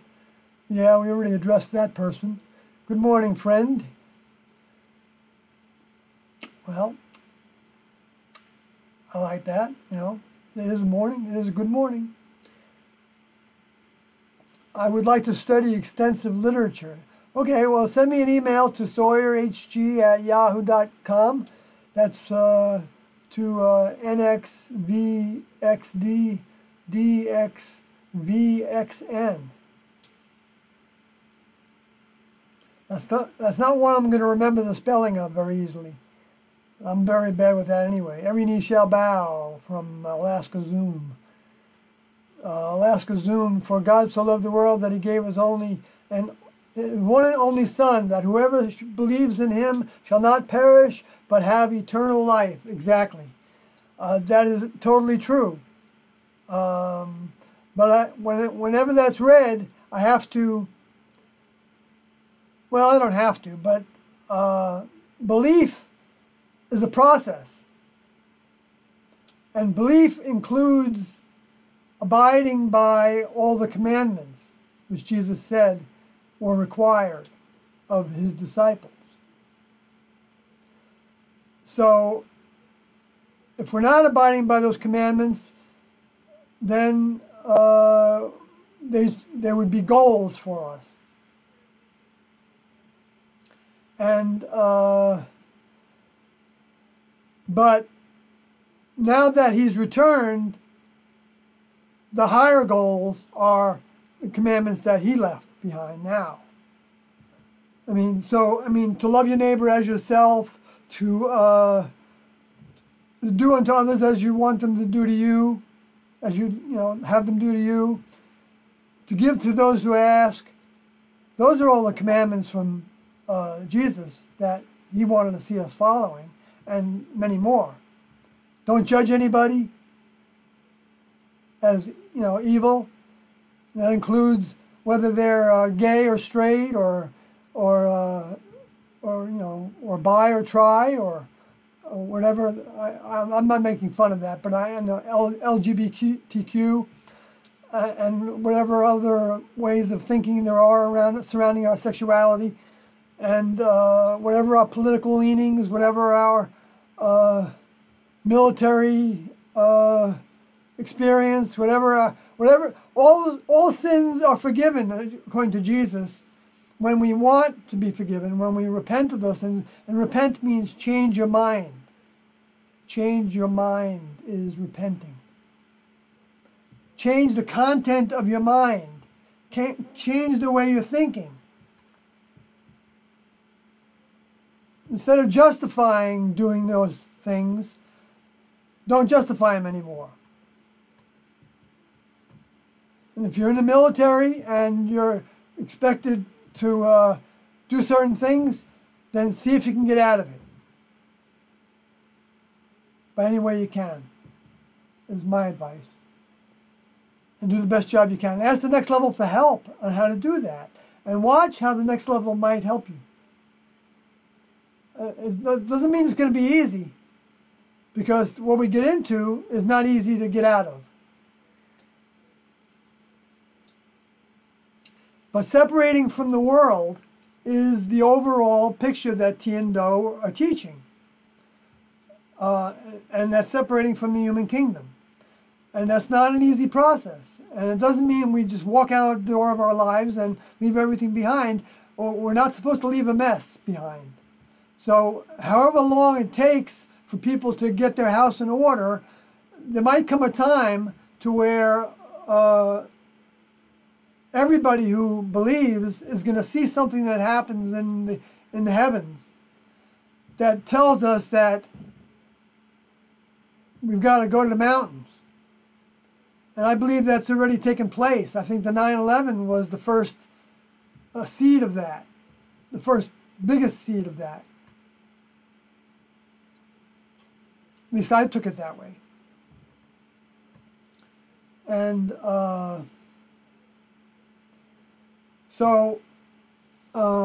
and then I think the 9/11 attack was, Tiendo said that they were holding back the time of great trouble. They didn't say it in those terms. They just said they were holding back what was supposed to happen. And they needed to get out of the way so that that could happen, because the timetable was coming up for that. So I think they played it right to giving every opportunity for people that identified with the first crew that were leaving to hook up with them. And then for others to hook up with them thereafter in all different degrees, because we're all in school. We're all in the school of 12 grades. And to get to graduation means you have to get to the 12th grade. And we're not all in the same place at the same time. I don't know what grade I'm in. I have no idea. I flunked, so I might be an 11th grader. Maybe I'm working up to 12th grader. Or maybe I'm a 12th grader that flunked 12th grade and is going to get to take 12th grade over again. Maybe there's some 10th graders. I don't know, what all the grades there are. But T and Do said that even if you never heard of T and Do, you can go with them when they leave. And when they leave is in stages. I think the biggest evidence of the departure is in Revelation chapter 6, where it talks about how the heaven was rolled up like a scroll. Interesting that they put it as a scroll. In other words, it's mind, it's information. In other words, it's going to be taken away. And what happens after that to the human kingdom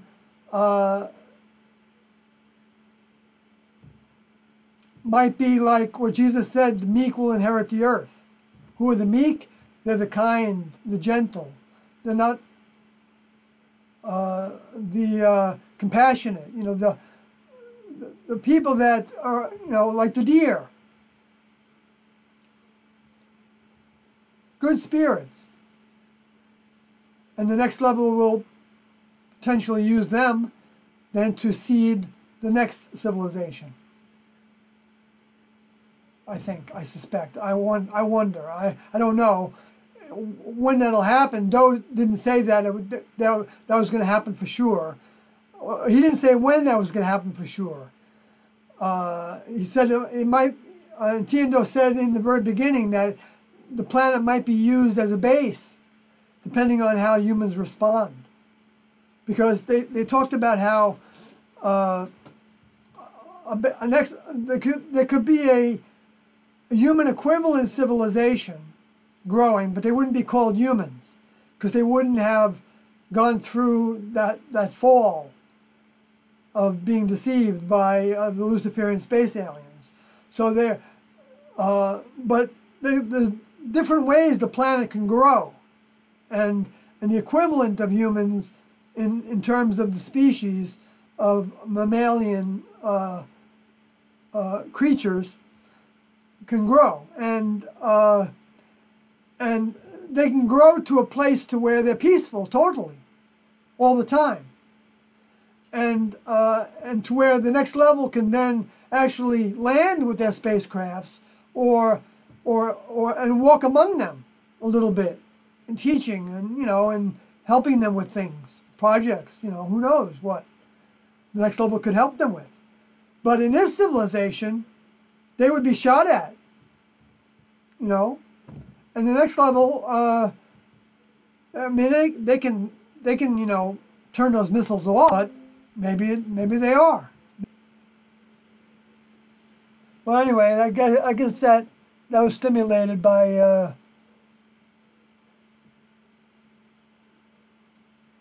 so the stream is resumed. Okay. I don't know if I just lost it again. I didn't even pay attention to what those beeps were. I'm going to go back to the...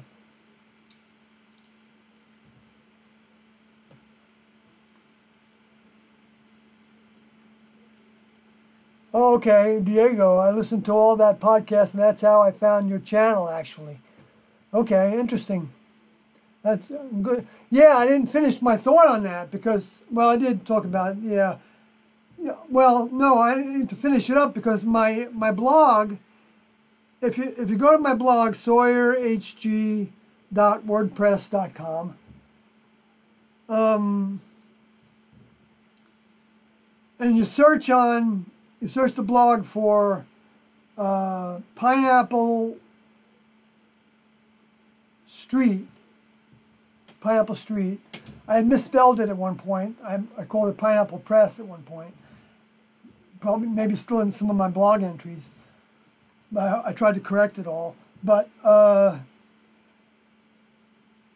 then you'll find, I think I did maybe 5 documents that were responses to the podcast. And I actually need to finish 2 more. I need to do, well, at least 1 more to address the 7th podcast. But the 7th podcast I didn't have that much issue with. Well, unless that was the one that Frank was talking on a lot.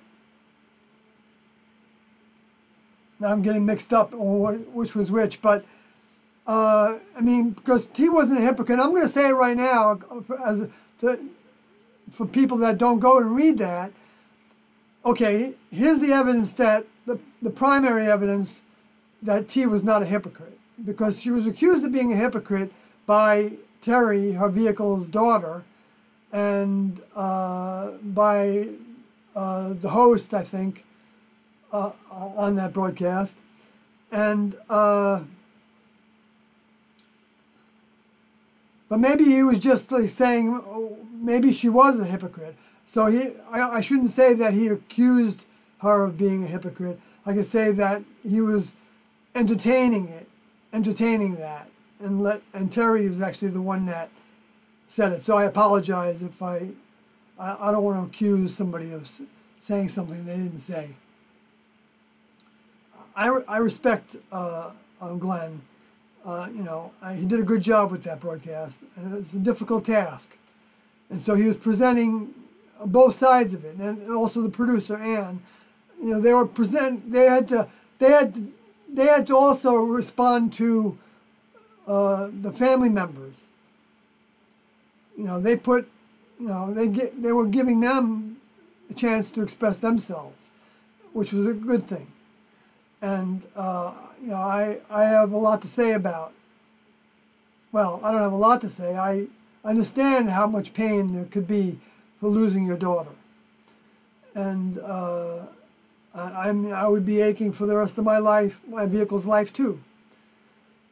I know that, and I felt that when I was on the phone with Nancy when she called me from the coroner's office, when she identified her son, Alex Odie, David, and we had been in communication before that, and I'm not saying this because I want anybody to think that I'm honest about what I'm saying, but I did shed tears at that when that happened, when she called me, because of her pain. And so I'm not insensitive to that. But I do know that Gail was very in touch, because T&O would not have let anybody lay down their lives unless they felt like they were far enough along to where they weren't doing this for some other reason other than to please T&O and continue in the classroom, to become a member of the next level, to be in their family, which there's no greater good than that for anybody, I believe. And that is the reward that was talked about in John 3:17 or 16, whatever it was. Not very good scripture, chapter and verse quarter.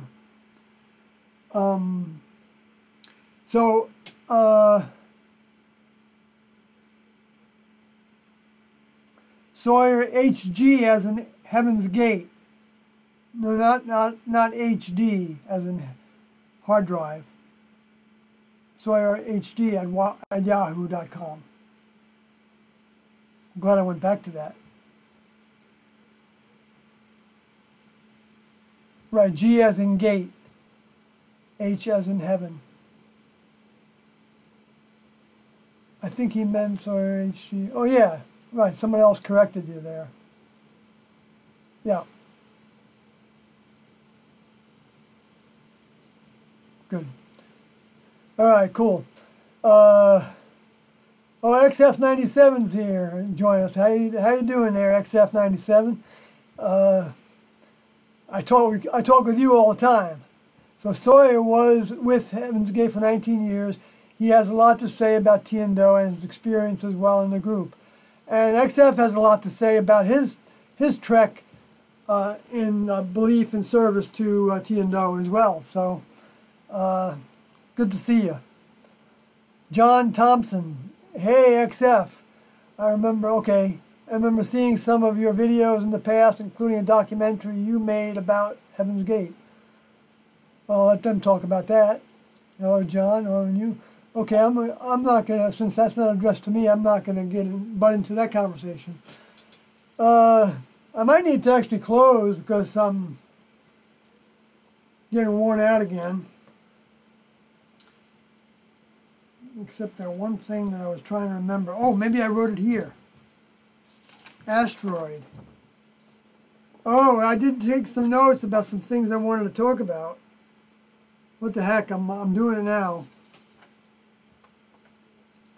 There's an asteroid that's, I don't know if you've seen it. I think I posted it on my Heaven's Gate Facebook page.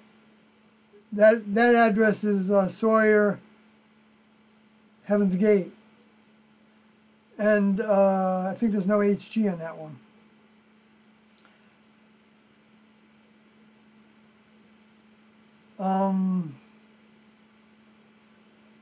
I posted it on another Facebook page I have, but I do try to keep them separate.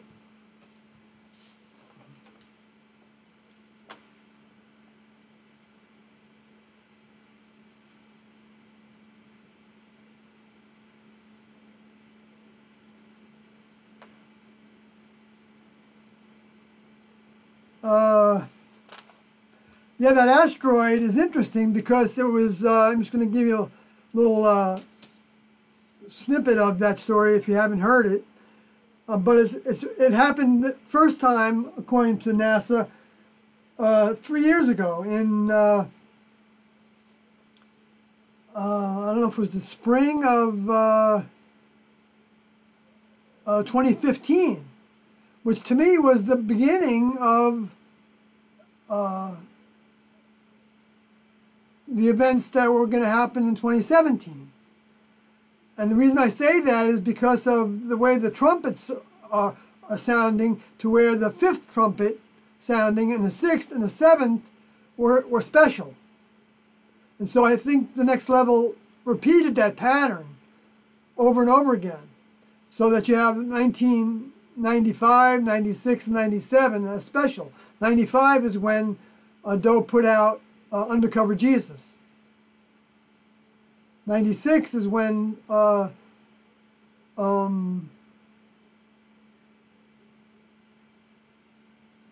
is that right? No, well, maybe I got that wrong. The 95 was when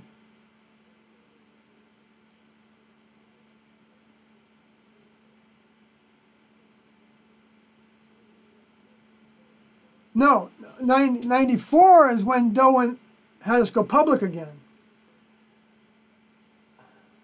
I don't know, I'm thinking about that again differently. So maybe I got some of that, maybe there's more to understand about that. I mean, there's almost more to understand about everything in prophecy, it seems like. Anything connected with Tiendo is like, whoa, there's always more. But, so I won't try to go through that right now because I'm not clear-headed enough to do that. I'll go back to it, but that asteroid. Oh wow, wow! The fourth trumpet, wasn't that Wormwood? When there was an angel coming down, and that angel I thought maybe was T, based on that Wormwood is the bitters, the bitter truth, and T was delivering the bitter truth. That would make you bitter in your stomach, but would be honey to your mouth when you identified it, when you recognized that it was the truth. Then that's when it's honey in the mouth. It's so good to say. It's so good to understand. And it can lead to blossoming of the fruit into a member of the next level. So, so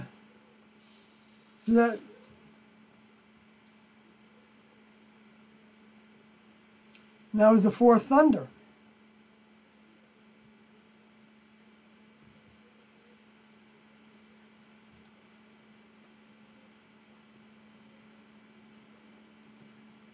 All right, I'm not going to try to get into line those up again now, because I'm still thinking about it. But there's more to say about that. Supposedly, this object, this asteroid, at first they thought was a comet, but then it didn't have a tail, if I understand it correctly. Unless there's another object they're talking about that has that, which it may be, because actually there were two objects, that's right. So I may be getting confused about that. But anyway, the two is a big thing. You know, two comets coming or two objects coming. But it, what it did was, if you look at it, it's a big rock, and it's coming within the orbit of the moon, which has happened before, recently, since 2000. Actually, since 2013 or 14 or 15 was when the asteroids started coming in within the orbit of the moon. And not all of them, but some of them. And I think that's what really got the government going on, you know, trying to suck all the money out of the government and, you know, put it towards, you know, like Trump is doing, towards the space programs to try to shoot down asteroids or to misdirect them. You know, they may end up doing that and creating the 90-pound boulders that are going to come and finish off the planet, the civilization. Not finish off the planet, but finish off the civilization in Revelation 6. They may assist with that. The next level uses their assistance. But anyway, and it actually looks like a skull. Like it's got like two places for the eyes, one place for the absent nose, and then one place for the, well, the absent nose, I don't remember if there's a place for the, there was no mouth. But, so that's what's being pictured. And I don't know if that was made to look like that, you know, by somebody in NASA, you know, airbrushing, you know, as a joke.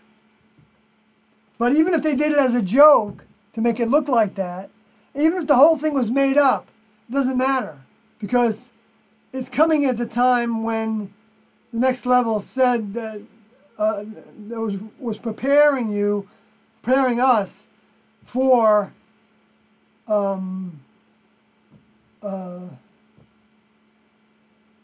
the fourth seal opening, which is represented by death and hell.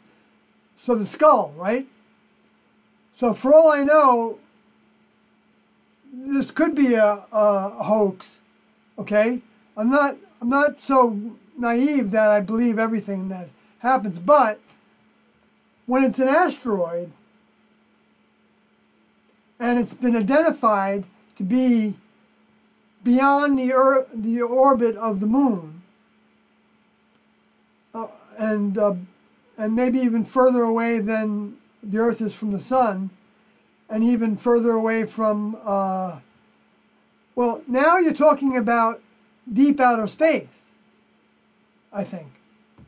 Because I think deep outer space, where the next level has their abodes, their dwelling places, their mansions, their laboratories, their spacecrafts that are as big as planets, sometimes can be, like Pluto, for instance, potentially, maybe Ceres, potentially, maybe Saturn, potentially, maybe the moon, potentially, because those are all of the things that the next level said would be the signs.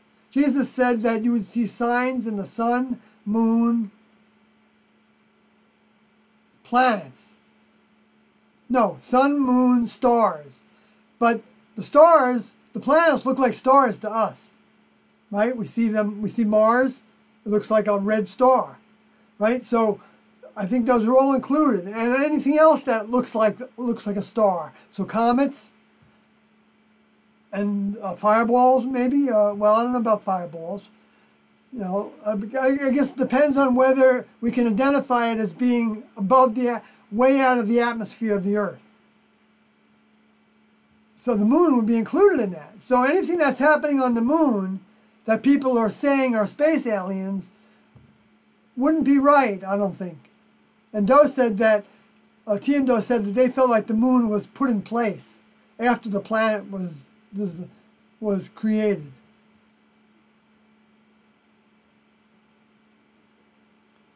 And then in Revelation 12, it says that the moon would be the footstool.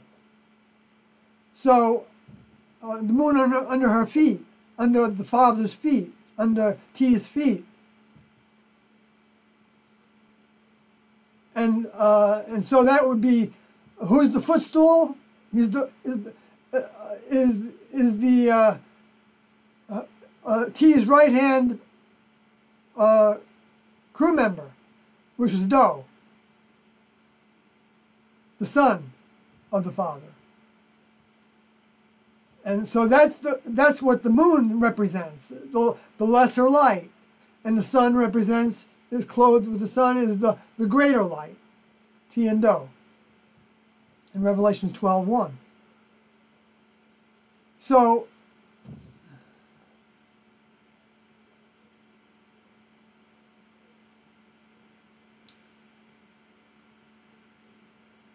that's what makes me think that that isn't a hoax. Although maybe it's a combination that the asteroid's coming, but they made it into that skull-looking thing. You know, I don't know if the next level would do that or not. They could. I don't doubt that they could do it if they wanted to, because it is. I mean, it is their prophecies that are being fulfilled, and Revelation, 6:8. I believe it is, does say that it's I should go there, I guess, if I still got this going here.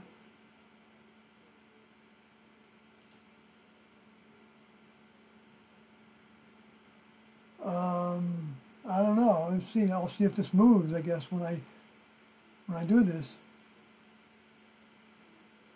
I'm talking about my software. It keeps on going in and out. Sorry I'm so slow.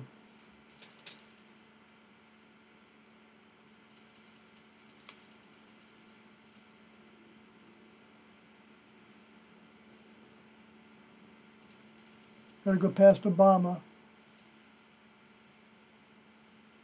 Right. And I looked, and behold, a pale horse, and his name that sat on him was Death, and hell followed with him, and power was given unto them over the fourth part of the earth to kill with the sword, and with hunger, and with death, and with the beasts of the earth.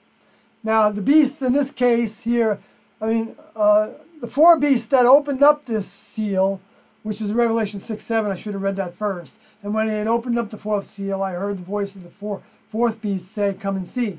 You will notice that this beast is Zun, which is a living being. A living being, okay? And other places, these are four older members. I believe these are the four individuals that are being prepared to take over the jobs of the four archangels. And so I could throw some names out of some individuals that I think these were, and they would be Liv Odie, Jan Odie, June Odie, Log Odie, not in any order.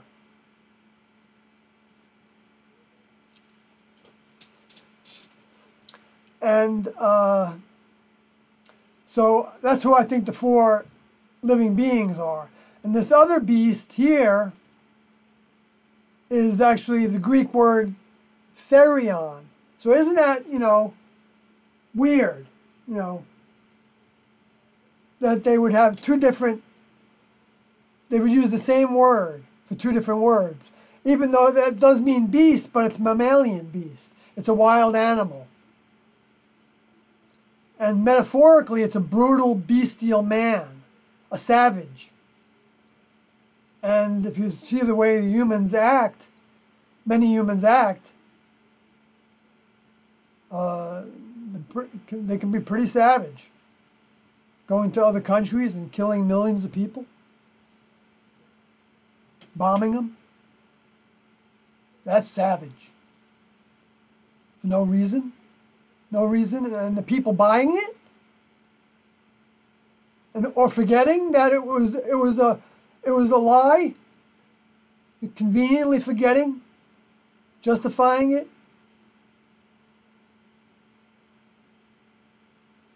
That's the greatest evil, one of the greatest evils. The greatest evil is turning people from the kingdom of God, turning, the next level, turning them away from that.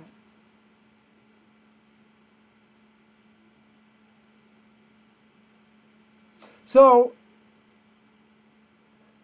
hell is here, and I went through this in the last broadcast, but maybe there's some people that are hearing this for the first time. Is Hades and Pluto, and I'm gonna let somebody go back to that previous broadcast, even though it's very long. I'm sorry about that, but there's so much to say, and go back and because I went through it, I think, pretty thoroughly of Pluto, but I didn't talk much about Ceres, which was actually green. Yeah, I did. I talked about all the green stuff, the green horse, and so I won't go through that again now. But the other part of it I didn't go through, and I'm not even sure if I really understand this part that well. But and his name that sat on him was Death, and well, Death is of course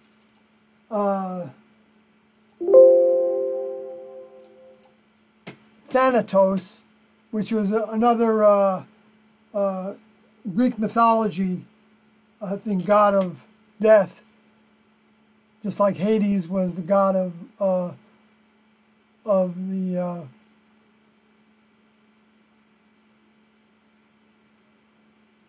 well, I'm forgetting now what Thanatos was in the mythology, because Pluto is the god of the underworld, the deceased. So, but I think it's the soul death, and I think this death might be the god of the human death.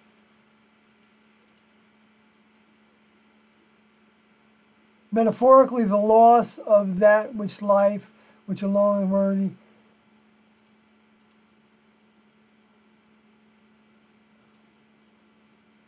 Why don't people in this Bible software actually put in the reference to the mythology?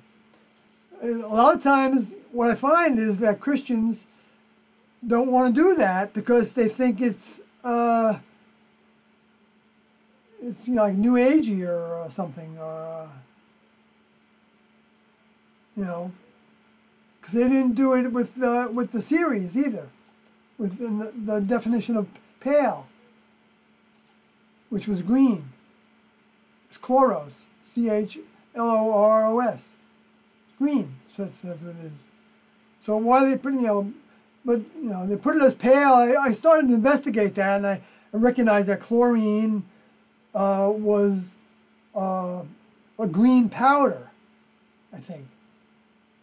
I think it doesn't have to be, but chlorine bleach turns things white, right?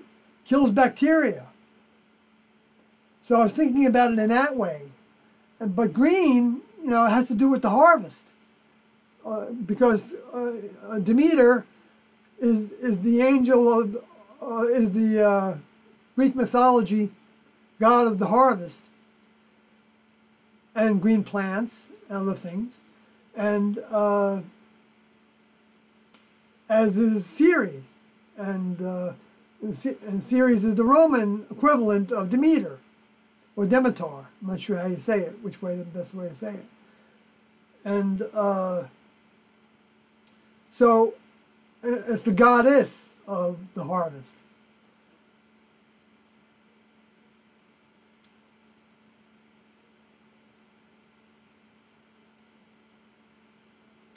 Which I guess would be tea.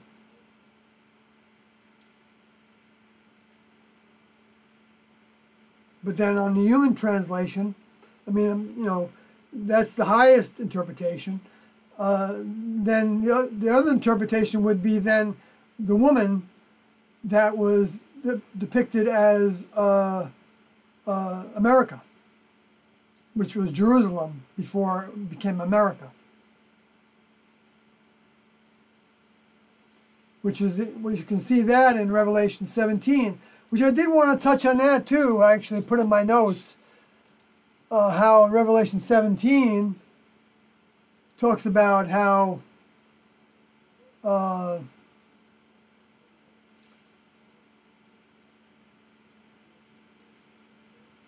Revelation 17:1. And there came one of the seven angels which had the seven vials, and talked with me, saying unto me, Come hither, I will show unto thee the judgment of the great whore that sitteth upon many waters. Now, what this whore means the most in this context, even though it is from the word porn, isn't, it can be related to sexuality because of the way that sexuality is an addiction. Okay, and the more we give into that addiction, the less common sense we have, according to Doe. He didn't say it that way. He just said that sex was, I think, reduced to common sense. I think he said it in the Beyond Human tapes. If someone wants to check me on that and find it, I'd appreciate it. But,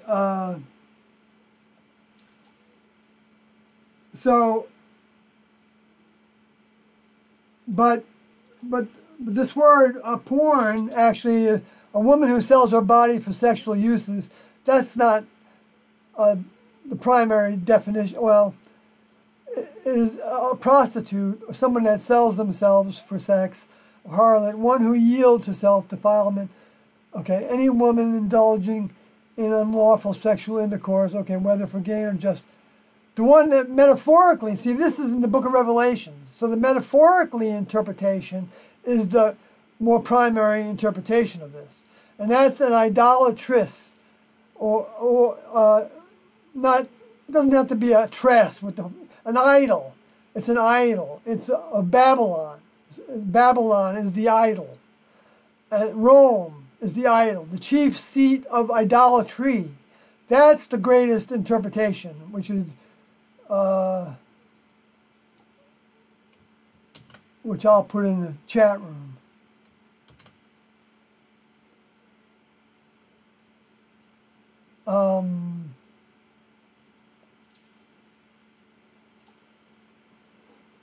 So that's what, so fornication is when you're in bed with, and that's what this is talking about. And all the kings of the earth that are in bed with America are committing fornication with America. And the inhabitants, the people, the nations, well, not the nation states, but the people are drunk by their sexuality. Doe talked about that. We are degrees. To the degree that we are sexual is the degree in which we are drunk with the wine of that sexuality. Now, I know this isn't popular to talk about, and I'm not saying that, you know, I'm out of the woods in the sexual department. I still am attracted to, you know, women, and you know, so I'm not saying I'm perfect in this way. I'm not having any relationships with anybody. I'm not having sex with anybody either. I can say so far the next level has helped me stay away from that, but we'd all be better off if we want to follow in T and Doe's footsteps and what Jesus started, to ask help from the next level to try to reduce our sexuality And the next level will give us opportunities to do that, like they've given me opportunities to do that. That's the reason I'm not in a relationship with somebody, or I'm not having sex with anybody. It's because the next level helped me in a few big ways. Well, Doe came to me in a dream and he said, how about being loyal to me? And this wasn't the first dream I had, because I was pursuing somebody, pursuing a relationship with somebody. And I knew that was serious. So I decided at that point on, I wasn't gonna.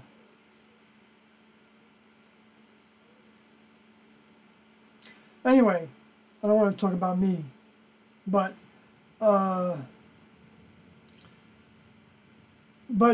did talk about in the Beyond Human tapes how we're drunk, and the drunk is basically not being able to see the truth in things. It doesn't make sense to us. Things that are happening, you know. I mean, I'm not saying what the humans are doing. I'm saying like what T and Doe are saying right now won't make any sense to somebody who's completely drunk on their humanness. It's not just human. It's just not sexuality.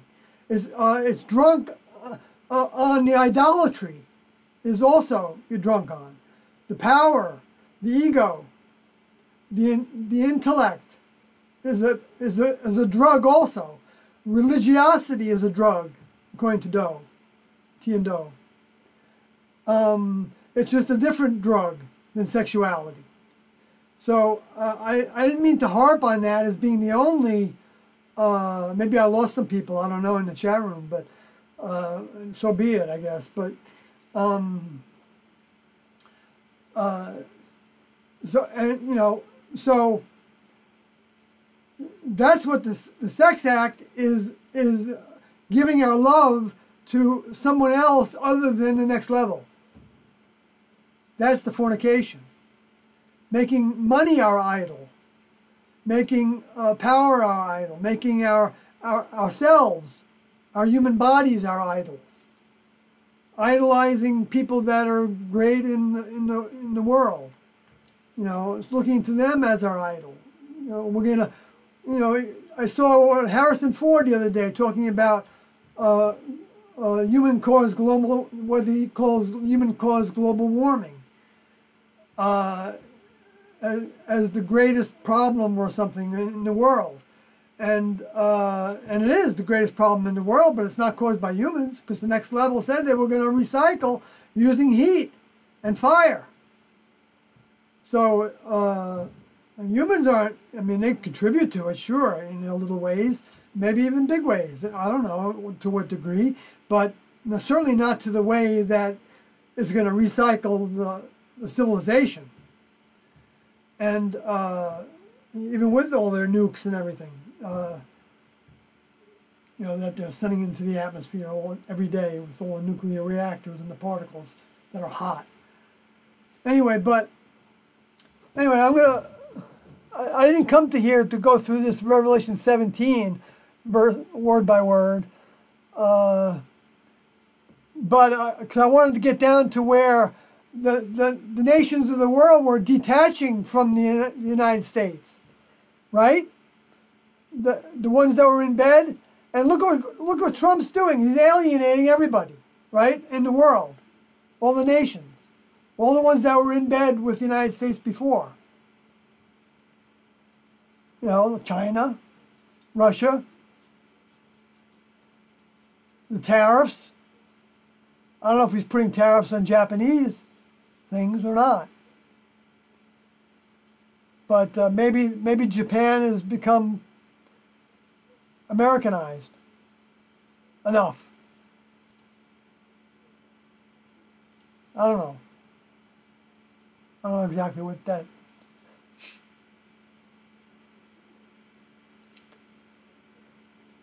Yeah, look at that. You know, I mean, you know, if you want to talk to somebody that's, you know, thinking that all these tariffs are for their sakes in the United States, for the people's sake in the United States,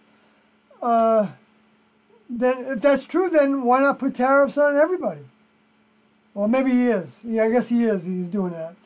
But the money is not going to the United States. I mean, it's not going to the people, except the people that are the most wealthy, and they're taking a lot of their money, putting it into building their underground cities, so that they can run and hide in the rocks, like it says in Revelation chapter 6, is going to happen when that big earthquake happens, one that is bigger than anything that's happened before. And it's going to shake all the foundations of all the continents.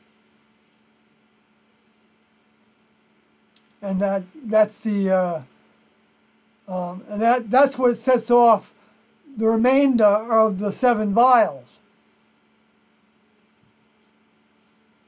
for the 7th seal opening.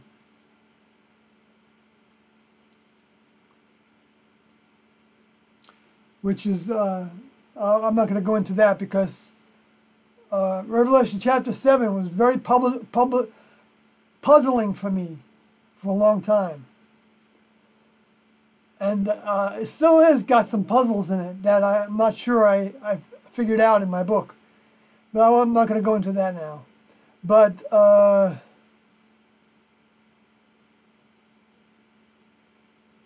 what does it say? Okay. Well, it says, okay, and upon her head, talking about America, and America is compared with the Statue of Liberty in this very chapter. I forgot how exactly. I can go back and look at it, but I went past that verse, those verses already. But because it described her. But she's working for the Luciferian space alien fallen angels souls, like all the other leaders of the nations are also working for. I shouldn't say all. I don't know if it's all of them. But Tiendo did say that the space aliens were working with all the individuals that have the most influence over humans and their dollars. They didn't say that, but their dollars is part of that.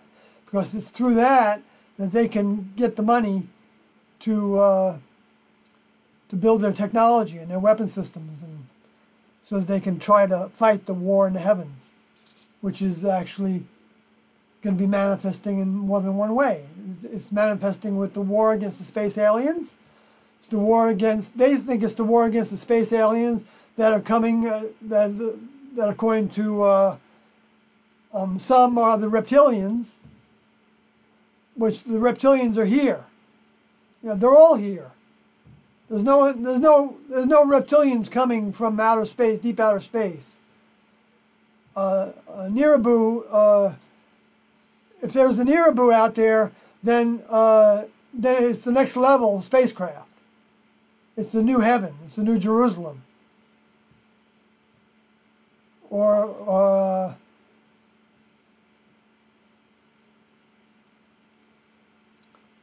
when the next level wants to start the new garden, they're going to probably have a new deposit, you know, a new placenta, you know, or whatever you want to call it, and a new spacecraft that has everything in it that they want humans to have access to. Tiendo said that the next level prepared the whole atmosphere with all the possibilities were in the preparation of what a human could become, even leaving the planet. Or becoming waste. Like Tiendo said very, very early on in 1973, through that book that they started to write, I can't believe that, but I must, that they were the great garbage collectors.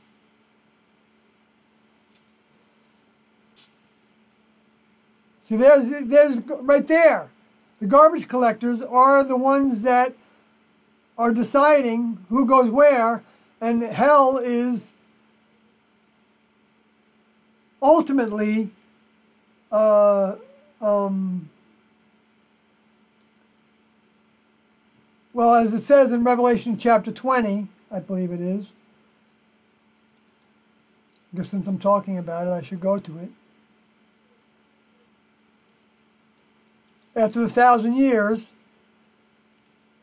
and he's loosed, and the next level, the Luciferian space alien fallen angels are loosed for a little season again to influence the souls that were saved from before the 1,000 years. They were saved during the time described as the sixth seal opening. No, the seventh seal opening, when the 144,000 souls are sealed. So those souls are then, it seems like, are brought back over here in Revelation 23, and cast him into the bottomless pit, and shut him up, and set a seal upon him, that he should deceive the nations no more, till the 1,000 years should be fulfilled. Now this is talking about the dragon, and that means it's talking about all of them. Well, maybe not. I don't know. I think it would be talking about all of them. Yeah, because he's got his angels, and they go wherever he goes, just like the next level's angels go wherever they go. So devil and Satan bound him 1,000 years. See the word him here in Revelation 22 is the Greek word auto. It can also mean they, themselves, they. So, which I found very useful in Revelations 11, 7 or 8, where it says that they would be killed, they would be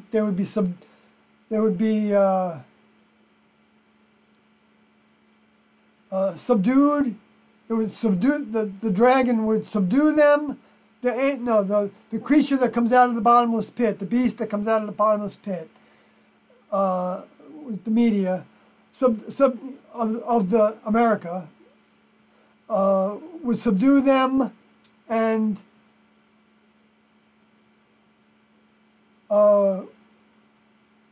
would kill them, which was apokataino, which meant it would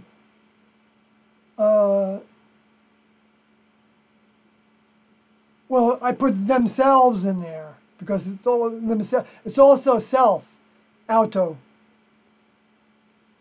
So subdue themselves and kill themselves is actually a valid translation, I believe, of that apokataino, auto, apokataino, auto.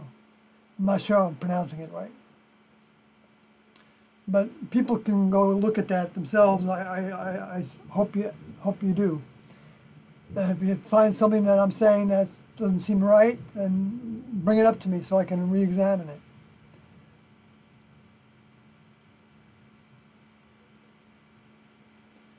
So he's loose for a little season. Let's see. After that, he must be loose for a little season. So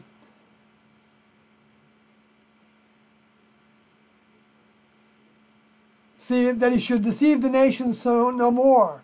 So it shows that after that 1,000 years, there's still some humans on the earth.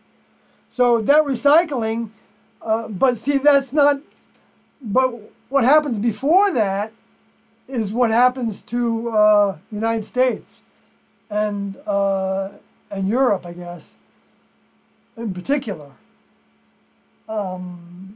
is the downfall of the beast. The beast is cast into the bottomless pit. And I think that's going to be done and then thrown into the lake of fire.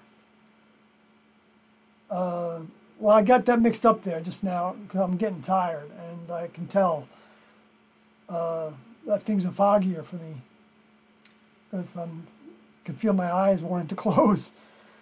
So, so I guess I better call it quits for now. But I guess the reason I was getting to that was I started to talk about how this could be. Tiendo talked about this planet becoming a And Doe talked about it also in the Beyond Human tapes, I think in session 11, I think it was, what the return might look like, and what we might see and what we might not see, or the people that are living at that time, because I doubt I will be. But not that I think it's that far off. I don't think it's that far off, but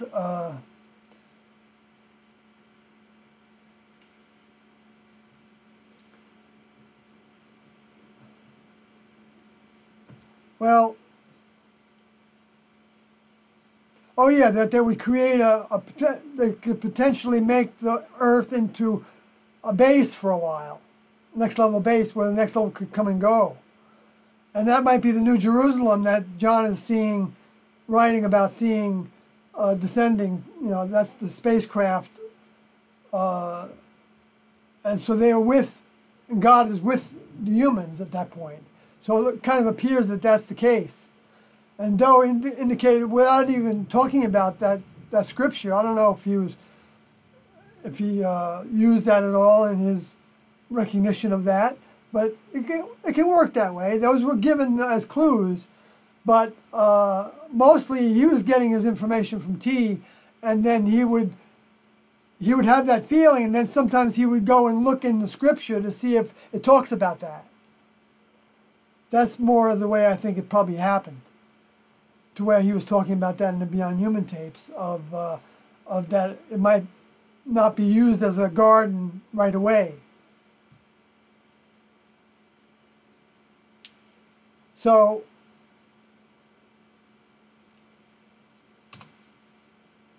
I never sent that thing about that interpretation of Babylon being the wrong, being the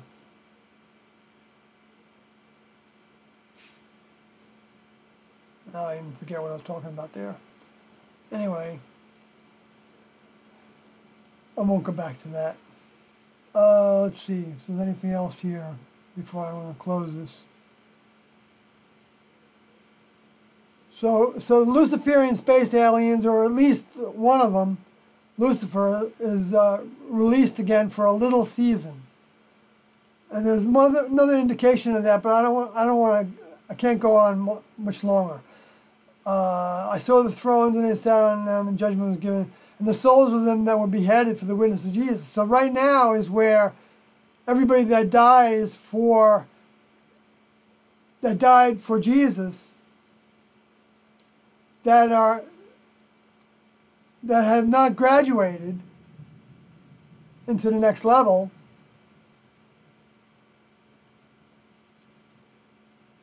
because it says died for witness of Jesus and for the Word of God.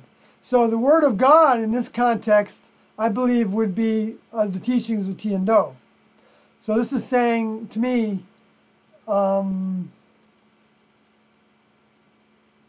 they end up reigning with Christ 1,000 years.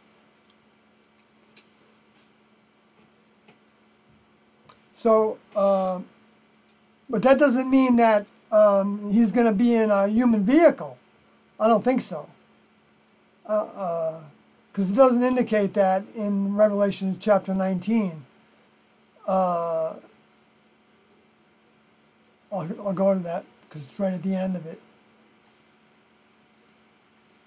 And this is where the beast is taken. The beast is the 10 horns and the 7 crowns. The G7 and the G10, I believe.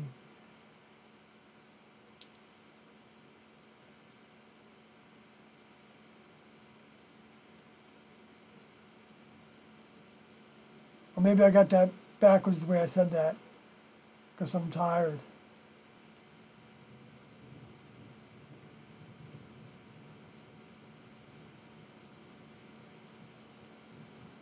But see, this is where this is the major recycling here at this point.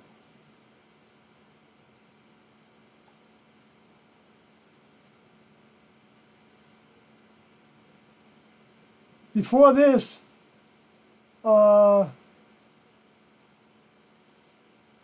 there's still a chance for people to show their allegiance. And this talks about the mark of the beast, and that's, you know, on the hand or on the forehead, or by a number, or you know, the mark by the forehead, I think, kind of means that their loyalty is to the government. It's the people that become nationalists that I think are accepting the mark of the beast. They're putting all their loyalty and all their trust and faith in what the government is doing and humans what are doing. Even if it's not the government, it's what humans are doing. You know, that are declaring themselves gods too. That would be included in that. Because this beast here is that same beast that's the Greek Therion, which is a poisonous animal, a wild animal, metaphorically a brutal, bestial savage, ferocious, but it's poisonous also. I don't know why it doesn't say that in this Bible software I'm looking at right now. Oh yeah, it says sometimes it's translated as venomous beast. It does say that one time. I don't know where that is, but they didn't put that in the main definition then. So that's why I didn't read that at first. But it's used that way. So in other words, a serpent that delivers poison. What's the poison? That there's no kingdom of God. There's no next level. There's no creators, beings. There's no spirit world. That doesn't exist. You know, there's no, you know, it goes right down the whole list. Jesus didn't exist. You know, he was just a story that was made up. You know, all that.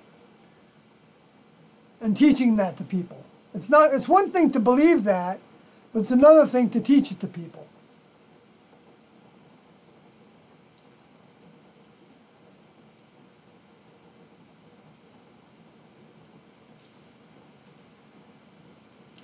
And all those end up going to the lake of fire, or cast alive into the lake of fire. So that means that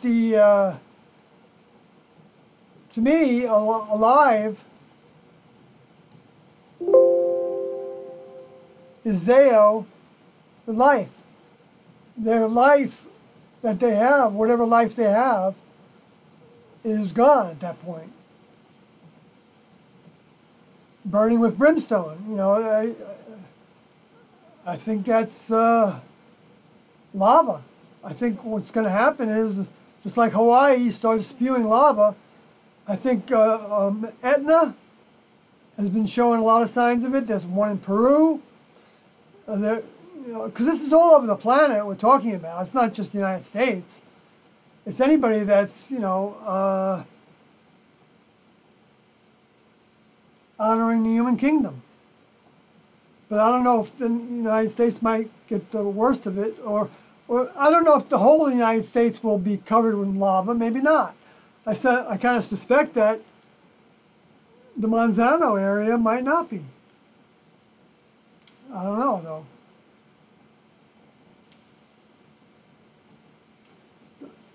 You know, I have reason for saying that because I have to go, but I have to go back to Revelation 20 again, because it talked about how. Let's see, here it is. No.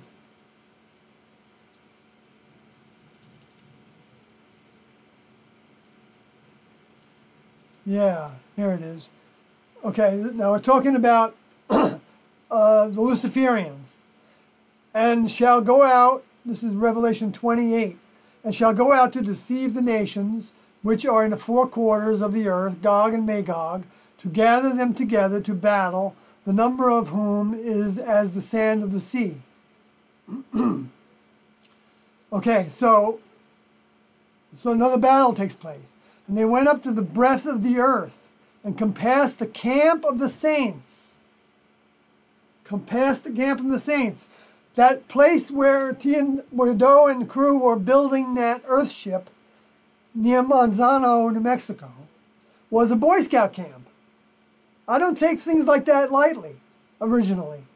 And it's where they were camping while they were working there building that Earthship.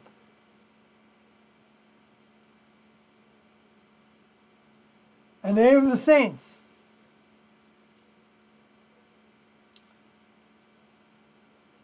And the beloved city. Now, and fire came down from God out of the heaven and devoured their enemy. So the next level gets rid of those Luciferian space aliens at that point. Or well, actually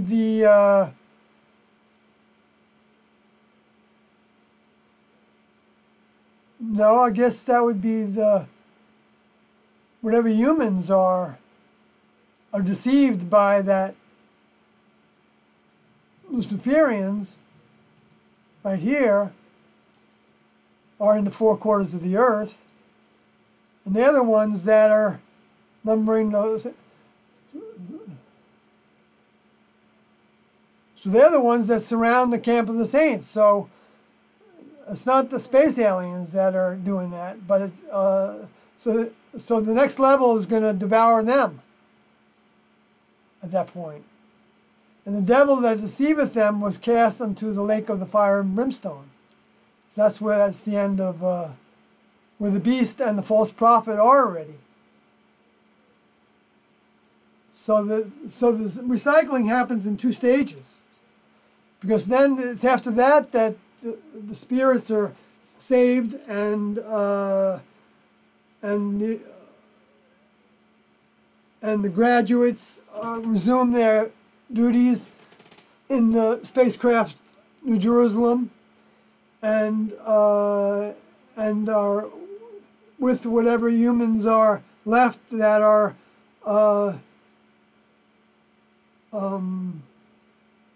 the ones that weren't ready to graduate to get another chance.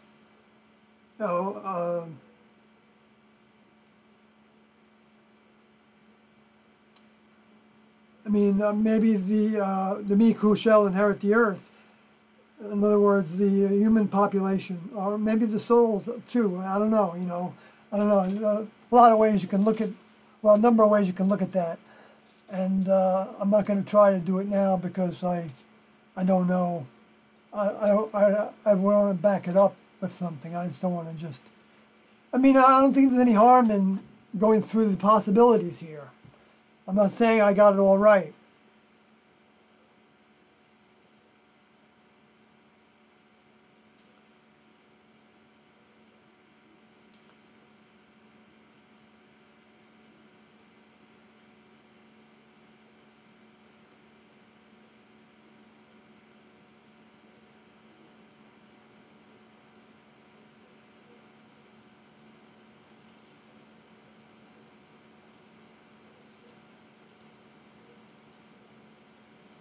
I'm going to call it to a close. So, yeah, I've said enough. I can't go back and look at the comments, but what about Jonestown? Yeah. Not the same thing at all as Tiando. Not comparable at all. Facsimile. Luciferian, space alien, fallen angel, facsimile.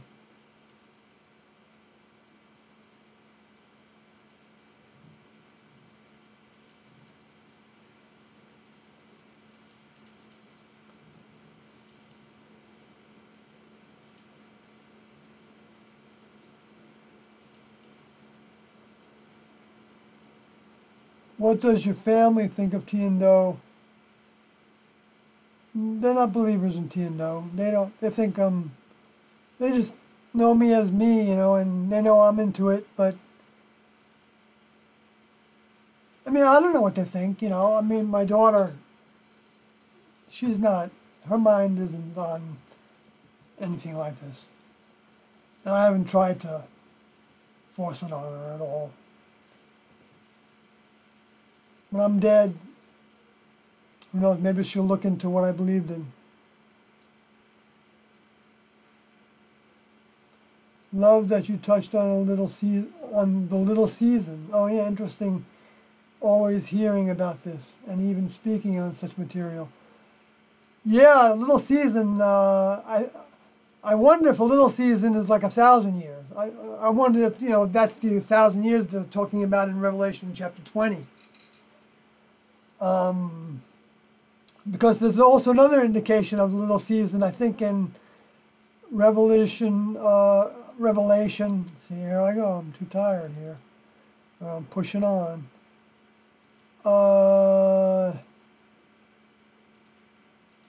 6 or 7.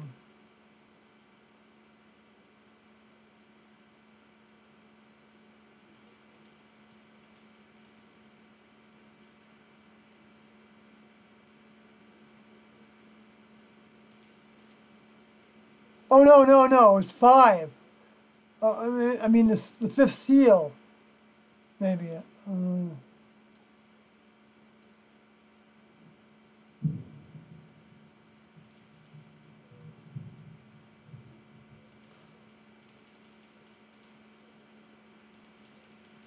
too tired to be doing this. I can't even concentrate hardly.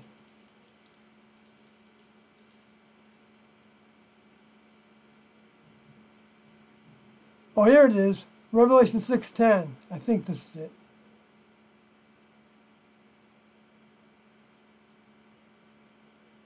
Oh, no, well, it starts with 6:10. Well, it starts before that, but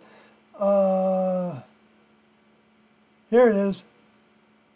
Revelation 6:11. And white robes were given unto every one of them, and it was said unto them that they should rest yet for a little season, until their fellow servants also and their brethren that should be killed as they were should be fulfilled.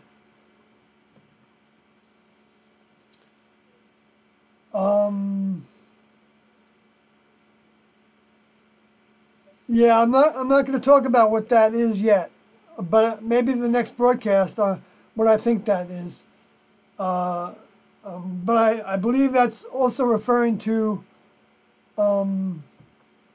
Well, you have to read the other ones before that's saying that there were some that were already slain for the word of God, and so I think those are the ones that the word slain here is actually in Revelation 6:9 is actually svazo. So in other words, some individuals are killed by somebody, put to death, as opposed to being apokataino, which is not the same thing. Doesn't mean being put to death. It means dying, separating by dying. So it can mean whatever way that you die.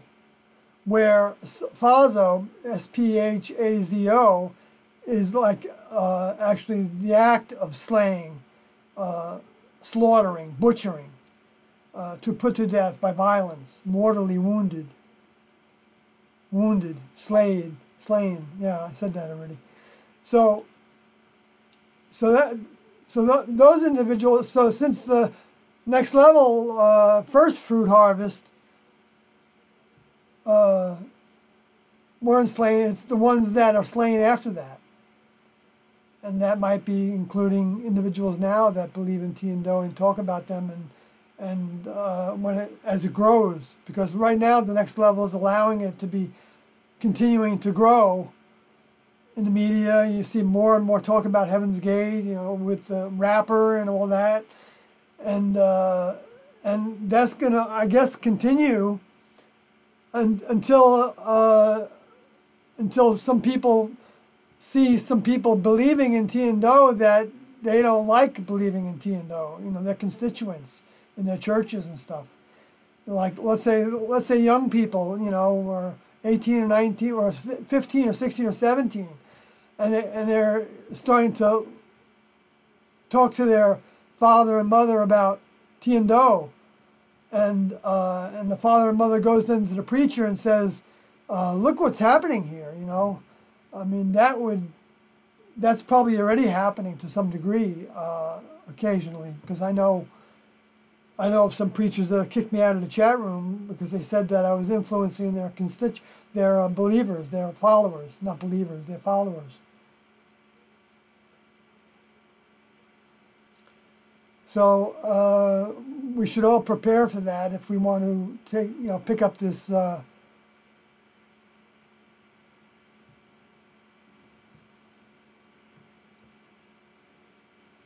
pick up our cross. It's easy to say, it's not so easy to take it. So, but we know that is the process. I mean, separating from the human kingdom in all ways is the process. So, knowing that's the formula, we can go ahead in truth, even if we don't know if we can follow through with the formula to that degree. We know we can, actually, if we are willing to look to T and Do for help with every step. So as we get heat, as things come upon us that are difficult for us, and as people make accusations against us, like happened to me sometimes, then we're not surprised by it. We've already got the programming in place, so that, if it comes down to somebody finding us and doing us in, let it be fast. Better than dying from some, cancer or something. Dying slow. I'd rather go that way. What T and Do would say, which they did say a number of times, is we hope they would shoot straight so that we're not left in a coma, our vehicles. But that was kind of like a little joke in a sense, because the next level could take you out of the coma. They could close it down right away, so we don't have to worry about that, I don't think. But it's good, thoroughness is part of the next level, and that's why they went through such a thorough procedure to leave their vehicles. So I'm going to close it at this point and say goodnight. Actually, I don't even know if there's anybody still listening to this. Well, there's 9 people watching still.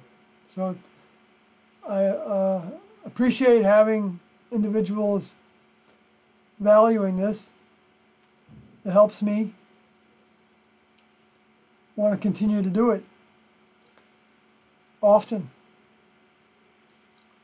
So I'll be saying the same thing a lot of times, so it might get pretty boring.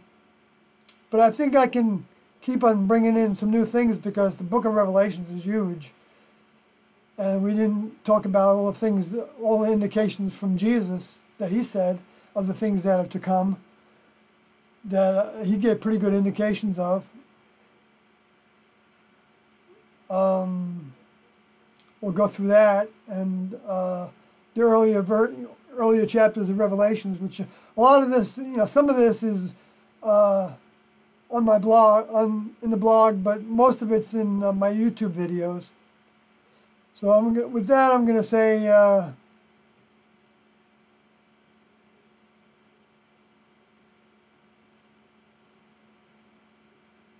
hand is the works, yes.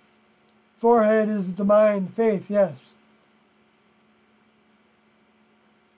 Yeah. I know there's people that have been picking up on all this for a long time. And that's just preparing them.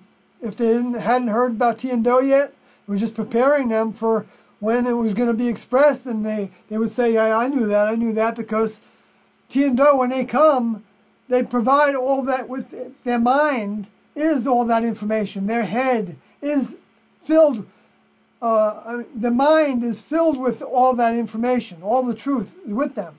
And so it's just a matter of who can take the steps to get to understanding the interpretations.